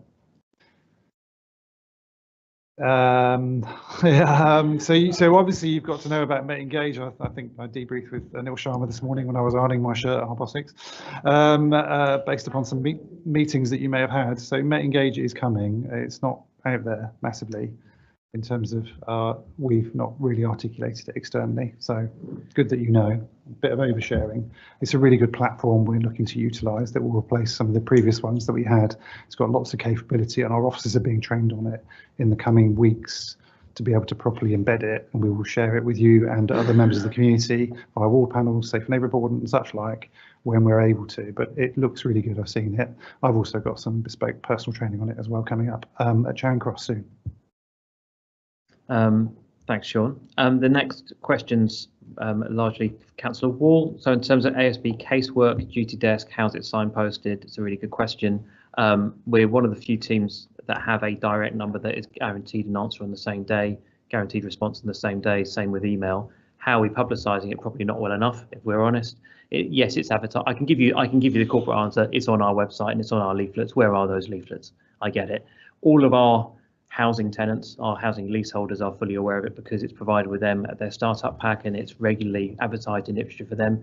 It's advertised in around Ealing, it's advertised in our newsletters, and it is often it's pushed on social media, but we're up for recommendations about any ways we can better push the service. It is very well used, as members of staff here will attest, in terms of just the sheer volume of inquiries that comes through on an average day. I could break the numbers down, but I mean, you see the number of investigations we open. Just on those investigations, that's probably represents 1 in every 20 of contacts that we're receiving, where we're signposting people to different areas where they can get advice, providing advice. Then we have a whole other system for measuring just inquiries that we're capturing or overnight reports. In terms of licensing, I'll probably allow Jess just to step in and take that the prosecution's question. But before I do, maybe I could just touch on the Women's Wellness Zone. I think that probably is a written answer around the co-location in children's hubs, if that's okay. In terms of the missing children, that's 179 missing episodes, and that's done very much in terms of what makes up vulnerability screening tool assessments. Those are missing episodes relating to young people. Some of them might be repeat missing episodes. And yes, these are not children that are going missing and never being found. We're talking about people quite often looked after children, or sometimes children who are missing from the family home, might be related to criminal exploitation. And they may be missing for 5 hours, they may be missing for 5 days. It's more often hours rather than days. And significant concerns then that's why they go into the VST, because it's why are children going missing? What are they returning? What state are they returning in? Are they returning with items of clothing or items on them that they would suggest they are being exploited in some way? In terms of the CCTV captures, I'll come back on that if that's okay, because I need to just check which part of the report that relates to. So I'll let Jess take the licensing question while I'm doing that. Thanks, Councillor Wall. So very straightforwardly in the context of licensing, it's quite a small team. I think we've got 3 licensing officers, and so we have a graduated enforcement approach. So if we go out and in the first instance find, for example, untaxed or counterfeit tobacco, then we'll seize all of that. We'll give advice, and then we'll go back and do subsequent visits whereby we then might review the license if that's a licensed off license, for example, and often that'll be a revocation of that license. It's only in the most extreme circumstances we would move to prosecution. Often that's around knife purchase tests. So we do underage test purchases for knives, which kind of feeds back to the previous question about trying to combat knife crime. So that would always move through a prosecution. But the key handoff in this context is to do a prosecution is quite time consuming, and it ties up an officers for a significant amount of time. So we'll always try and resolve or try and change a trader's behaviour through kind of either advice or education, or more light touch stuff like a licensing review through licensing committee before we move to prosecution, because obviously that reduces the amount of time we can go out and inspect more venues. So it is a bit of a balance, to be fair.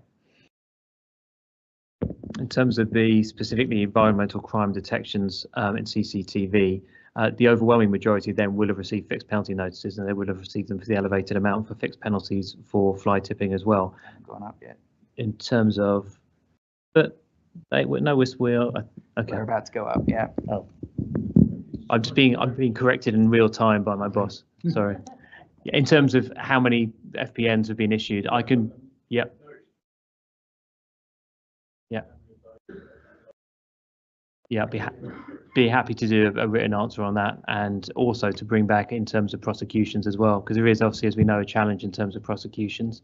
So to feed back to you on both on what we plan to do with that, and then undertake to next year bring back a report that maybe tells you exactly how many prosecutions as well as FPNs as a recommendation. Sure, thank you. Thank you, and Councillor Padder, you've got one must be a quick question, please. It's not a question. I just want to put on record my thanks to Sean, Paul and Jess for the work they've done for the Scrutiny Panel of Crime and Disorder, the amount of work they've done, and organising our field work, visiting Hendon Training Centre, as Councillor Anand said. It was a very good visit, and a number of field works with the police officers actually working on the ground. So that's, just want to say thank you. And I think the committee could have sat here and talked to you for a few more hours. It was so interesting and such a really, really well presented report, but we do have to let people go home. So thank you all very much for coming tonight, and for a really good report, and for all the work you do. It's very much appreciated and valued, and yeah, thank you. Thanks, Chair. Thank you, everyone. So that brings us on to item 6, Scrutiny in Ealing 25-26, and Sam's going to present this item. Thank you, Chair. It's a very brief report in contrast to the one you've had before, but really it's one for the committee to really shape what's going to happen next year.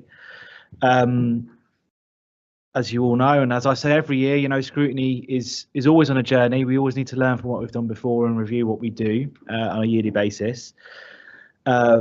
We've moved from a structure of looking at individual issues and providing reports to very much focusing on the work of the council and really having an impact on the strategic issues that are facing the council and the decisions that are about to be taken. And I think that the feedback of that change of focus has been positive from members, from officers, and I think aligning the panels with the strategic directorates is the right approach in terms of organising our resources to reflect how the council organises itself. So I'm not proposing that in the report doesn't propose that changes. I think that's a good foundation to build on, and we can carry on going forward with that. What the report does talk about, though, is that structures are important, but culture is more important. So in the report, I've just put together a few suggestions of what we could do for next year to try and build on that and really improve the culture of scrutiny and the outcomes that come at the end of it. So I've suggested some training sessions there, greater involvement with cabinet members as well, because I think at the moment we've got a very strong relationship between chairs and strategic directors, which has been built over the last few years. But the missing piece is getting that engagement with the cabinet member. That may be a controversial suggestion, so I'm more than happy to hear from the chairs from the panels who are around the table as to how they feel that will work as well. And I think looking at where other councils have had scrutiny improvement reviews, they've also had a greater use of site visits and informal workshops and working groups outside of meetings to try and introduce concepts that might be a little bit too complicated to just stick on the table in one meeting. And I know we've done this as a committee before. I think last year we took the budget as a sort of working group behind closed doors workshop session before we then took the formal budget. So and we are looking at doing the same kind of thing for AI as well. So the suggestion is we try and implement that practice a bit more across the whole of the scrutiny process. Now, some of you may be aware as well, we're going to be having a peer review in May, a corporate peer review. So there may well be some recommendations that they give us to scrutiny as well to think about for the new municipal year. So yeah, I've given you a few things there to think about, and I'm more than happy to hear your thoughts. This is scrutiny is member led, so I would really like to hear what you'd like to see from scrutiny from next year as well, and just make sure that you're happy with the sort of suggestions in that report as well. Thanks, Sam, and I think Councillor Ball wants to say something. Just very, very briefly, yeah, I mean, I welcome everything that's here. I think the system is working. One thing very happy to see, because it's something I've moaned about before, is having the scrutiny panels known by the names at an early stage, so we don't have the situation where they swap over and then people end up on different panels that they thought they were going to be on. So that's really helpful. But yeah, I think it's working well, and I think the suggestion of improving the portfolio holders more is helpful as well, I think. Yeah. Any more comments from anybody else? Monica? Thanks, Chair, and thank you, Sam, for this. I just want to, just one point about the training that is mentioned. Absolutely, yes. Now, is this going to be someone internal or external? Because we previously had an external body that came and, did the training. And I'll be completely honest, the reality of being a scrutiny chair or anything being involved in scrutiny panel was completely different to what we were told. So maybe that is something that needs to be looked at, and in the training we need to be told what it actually means and what it involves. That would be helpful. Yeah, I think it'll be a mixture. So I think the sort of earlier on session we're talking about where we all sort of get together, and that'll be a form of training, right? So we can have a think about how things will happen in reality. I think it is important to get external organisations in to do training, particularly with scrutiny, because they will have seen what works elsewhere and they might be able to introduce some interesting practices we might not have thought about. So I think that is important. But I get what you're saying. Sometimes they won't understand the context of scrutiny in Ealing. So, I think it's important that we do, I'd say I don't think it will necessarily be formal training, but when we get together to look at the work programmes, for example, for the year, there is an opportunity to have all the officers involved in scrutiny there to answer the questions about the backbenchers, non-chair members and chairs and vice chairs might have about scrutiny. There'll be some new chairs next year, I'm sure, new vice chairs, etc. So, that will be the opportunity, I think, to think about how it will happen in practice in Ealing. But I do think having an external organisation coming into training is an important additional part of it. But I'd like to get the Centre for Governance and Scrutiny in. They are the sector leader in it, and I'm looking at some dates and looking at some possibilities there as well. So I think that sounds excellent, Sam. Councillor Padda and then Councillor Mohammed. Yeah, thank you, Chair. I think it's a good idea to invite portfolio holders into our, in the last 2 years I've been inviting portfolio holders, and they've been quite helpful in the meetings. So I think it's a good idea. Thank you. Thank you, Chair. Yeah, I think there's some good ideas here, and definitely I agree with you that there's room for improvement, especially structure side of it. I will reserve my thoughts, and then if it's okay, send you my suggestion. As being a scrutiny chairs, there's been good and sort of not so great experience, and yeah, I would like to give the feedback and suggestion. Thank you. Yeah, always open for feedback. So if anyone has feedback they want to share outside of this meeting, I'm, to feed into this, I'm more than happy to take that as well. Okay, so, Councillor Rice. I suppose on the point of portfolio holders, I don't have much experience being on a panel where you've had the portfolio holder there actually in the meeting, so it's probably not something I can really comment on. But I don't think it's a great idea to have them necessarily at pre-agenda, because it's not really for the portfolio holder to set the agenda of what's going to be discussed. I think it's really a case of there needs to be people who are actually going to do the scrutiny, who need to decide the subjects and make sure those items are actually pursued when it comes down to those meetings. Thank you. So I'm going to play devil's advocate on that one, and I'm not going to give, obviously this is your process, and you will all be, there'll be chairs probably around this table, and it'll be for you to make your own decision about the appropriateness of it or not. But I'd say, to play devil's advocate on it, when you are in a room away from the committee room in private, talking about what you're going to have come up on your agenda, in that room you've got the scrutineer, person responsible for the scrutiny, and the officer who's responsible for delivering the service. But what you're missing there potentially is the portfolio holder, who's the sort of political, they're able to give the political angle. So what I'd say is, I think the middle ground might be that you can have them in at the beginning to talk about the work programme, and then when you go into the detail of what's going to happen at the meeting, you could maybe deal with that separately. I don't know. So I think, for me, the reason why I say let's get the portfolio holders more involved, and that's not just at the meetings, but in meetings around the formal meetings, is having that political angle is really helpful. I think, because I think that might be the sort of working all together is, because scrutiny needs to be constructive, and it needs to be independent, but it also needs to be, providing a critical friend. And I think if we can get that position where everyone's around the table and happy to have those conversations, albeit there is a time and a place for having those conversations away from the portfolio holder as well, I think that could be the missing piece. But that's, to say, I'm not going to push any particular way forward, because this is your process, it's your the scrutiny is member led. So that's my thoughts, playing devil's advocate on it. Any more comments? I sort of agree with Councillor Rice really about the agenda setting point, is that about having the cabinet member there. I don't know, I almost feel like they should come at the second point, which is actually at the meeting, because what you don't want, and I think it depends maybe on the chair, their experience potentially of chairing meetings, what you don't want is the cabinet member then steering the discussion, which is the risk where they've got much more experience, etc., at that meeting, at the pre-agenda set. And I think it's almost like it should be the chair, the vice chair of the scrutiny panel steering the direction of where that's going. And I think by having the potential of having the cabinet member at that point, is that they may end up steering where where scrutiny goes. And I think that is a risk. Monica.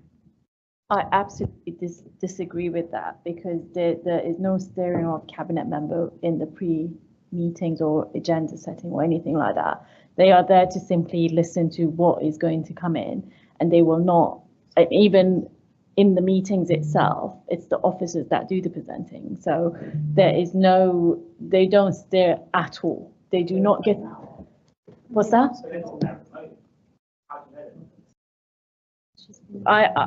As a chair of one of the scrutiny panels last year, that there was no steering whatsoever, and it's not a two-way conversation. Yeah, so there was absolutely no steering at all, and that is something that was my experience, and the cabinet member did not involve herself at all. Councillor Rice. I'll just come back on that and say I would not possibly have, when I was chairing scrutiny, I would not have had that.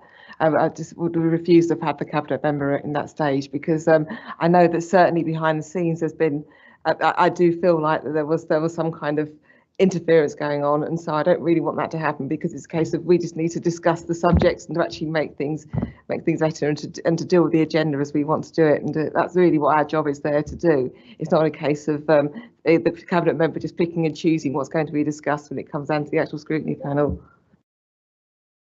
Yeah. I mean, might it be possible to have some kind of hybrid, so that if the chairs feel that there's particular pre-scrutiny that the cabinet member might be able to advise them on, then they can invite cabinet member, and if other people feel that they might be pressured, that they don't? Yeah, I mean, I think it should be, look, the pre-agenda meetings are for the chair to ensure that the meetings themselves are going to progress properly, and you've sort of dealt with all the key lines of inquiry, and you're happy that the meeting can progress properly. It very much, and it's the chair's meeting, so if the chair does not feel comfortable having the cabinet member there for whatever reason, then they don't have to invite the cabinet member. If the chair is comfortable having the cabinet member there on a regular basis, they may well do that. Or you might end up in a situation where you purposefully invite the cabinet member for particular items, maybe because of how potentially difficult or politically controversial they are, because it's good to get that steer. I say steer, I don't mean steer in the way they're going to steer the conversation, but to get the political angle from the cabinet member there as well. So I'm certainly not mandating that cabinet members have to be at pre-agendas or not. I think it's something that if there's chairs for next year around the table, you'll have to find your comfort level on it. But what I'm saying is that I think the missing piece in scrutiny is having more involvement from cabinet members, whether that's just at the meetings. And when I say involvement, I don't mean interference. I mean having that communication, having those conversations. So in that case, are they there just to answer questions, or are we going to do it on a kind of principle like we do in here in this room? Is that they might be there to maybe answer some questions early on, but then when it comes down to debate, they have to leave the room because they can't be involved in that. The cabinet members don't need to leave the room. I think it's important they're in the room for the discussion. I've always found that a strange practice at Ealing when we've had the call-ins. I do understand the principle behind it, because it's almost like the principle was being followed around. For instance, if you had a pecuniary interest in a planning application, you'd have to leave the room. But debating a policy that's or something that a cabinet member's brought in is not the same as something they've got a pecuniary interest in. So I think it's important they are around the table for the discussion, the debate, because actually you might want to ask them more questions as the discussion continues.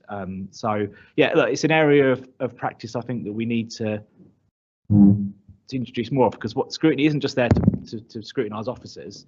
It's there to scrutinise the work of the executive as well. So we should have them around the table and not be afraid to ask those difficult questions. If they're the ones taking the decisions, they're the ones that need to be scrutinised as to what the impacts are going to be, what they've considered when making those decisions. So and I think that's the area we need to, that will help the authority make better decisions. So with that fleshed out, then are we happy to agree Councillor Moffat? Agree? Yeah, agreed. Okay, thank you. So we'll move on to the last item, item 7, the review of the petition to Council on providing humanitarian support for Gaza, as they did for Ukraine. And Sam is also going to present this report. Thank you, Sam. Thank you. I'll keep it fairly brief.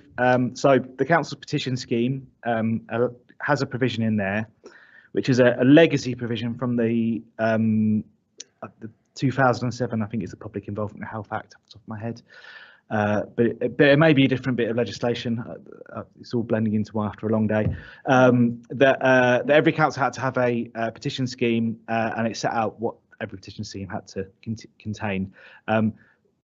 Like many boroughs, we just lifted the legislation and applied it ourselves. When that requirement to not have a petition scheme, when that requirement to have a petition scheme fell away with the Localism Act 2011, we never reviewed our scheme, we left it as it was. One of those provisions in that bit of legislation was that every council had to have a mechanism for reviewing a petition from a member of the public who'd signed it, said they were unhappy with the way the council had handled the petition. And this is what's happened in this case. I think you were all probably here for the council meeting back in December, where the petition was debated.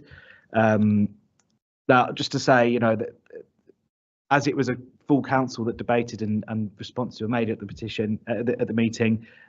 It's not for this committee to make take an alternative view. You know, this is very much a political view is given, and actually all groups were able to give their views on it because all groups contributed to the debate. So really, it's a review of whether the council followed the requirements to, you know, followed the process set out in the constitution as to how to handle the petition. You can see the recommendations in the report are that you note the way it was handled and make a determination as to whether you as a committee viewed that it was handled properly in line with what's in the constitution or not. So what we need at the end of this is a yes, we're happy it was handled properly, or no, we don't think it was handled properly.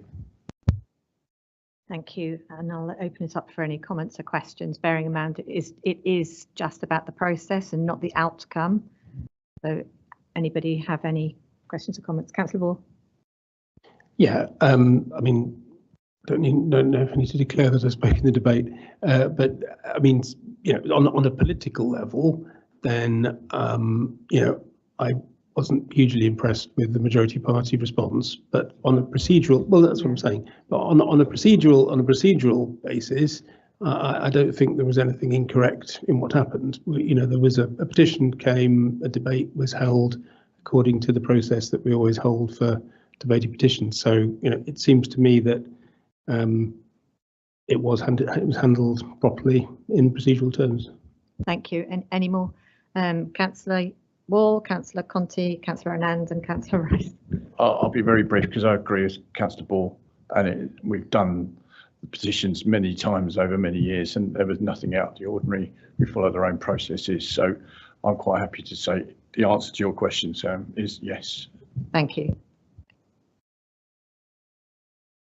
Yeah, I was going to say, I agree. I guess it's not really about what the outcome was, it was the process. We had another petition just on Tuesday about the CPZs, it was handled exactly the same way.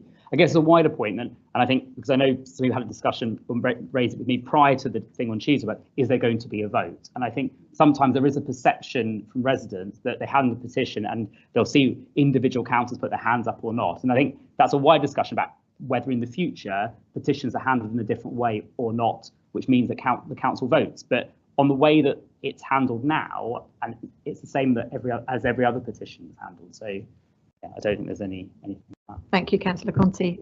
Councillor Anand. Yes, what's been said in the room as well. I think procedurally, I don't see anything that was wrong there. So I agree with Councillor Conti, Ball and Ball. Thank you. Thank you. I think procedurally it was all okay. Oh, sorry. Do you want to speak as well? Sorry. Okay. All right. I think procedurally it was all okay. I agree with that. Thank you. Yeah, I think for myself, I just probably feel like it might be something that needs to discuss a bit more in depth in another meeting, because I'm trying to actually work out what exactly was the issue. I can't really see what the issue was. Maybe I need to find out a little bit more about what they were expecting to actually gain from the experience, because I have to disagree with everyone else. I just can't see a problem with what happened. I think the process was done correctly, and I want to know a little bit more as to why people have raised the subject that they don't think it has been handled correctly. Thank you. Thank you, Councillor Rice. Any more comments? Yep, Councillor Mohammed. Yeah, just recalling that speech in December in regards to this. Procedurally, it was the proper steps were followed, but there were two parts to that, because in that debate, there was question asked and examples made by the petitioner. And that probably takes to the political arena and perhaps been answered that, because the public and the petitioners, like Councillor Conti said, there is a part that needs to be explained when a petition is raised in any subject. What are the expectations and what are the steps to follow and what outcome should they expect out of it? Because at the moment, I don't think they understand. Thank you. I think it's true to say that we are revising our petition scheme, so that will happen. So any more comments, or shall we, are we minded then to agree that the procedure was followed correctly? Yes. Okay. Agreed. Thank you. Thank you very much. Right, that takes us to the end. Thank you for your time tonight. I'm sorry it's gone 9:30. I apologise. The date of the next meeting will be the 8th of May, if there's a call in, Otherwise, it'll be next year, the 5th of June. And I'd just like to thank you all for your work on the panels and in this panel as well throughout the year and all your contributions. Thank you all. Thank you. Yes, and can I just thank you for the diligent and efficient way that you've chaired all the meetings. Thank you, Councillor Ball. Thank you. Good night, everyone. Have a good evening. What's left of it.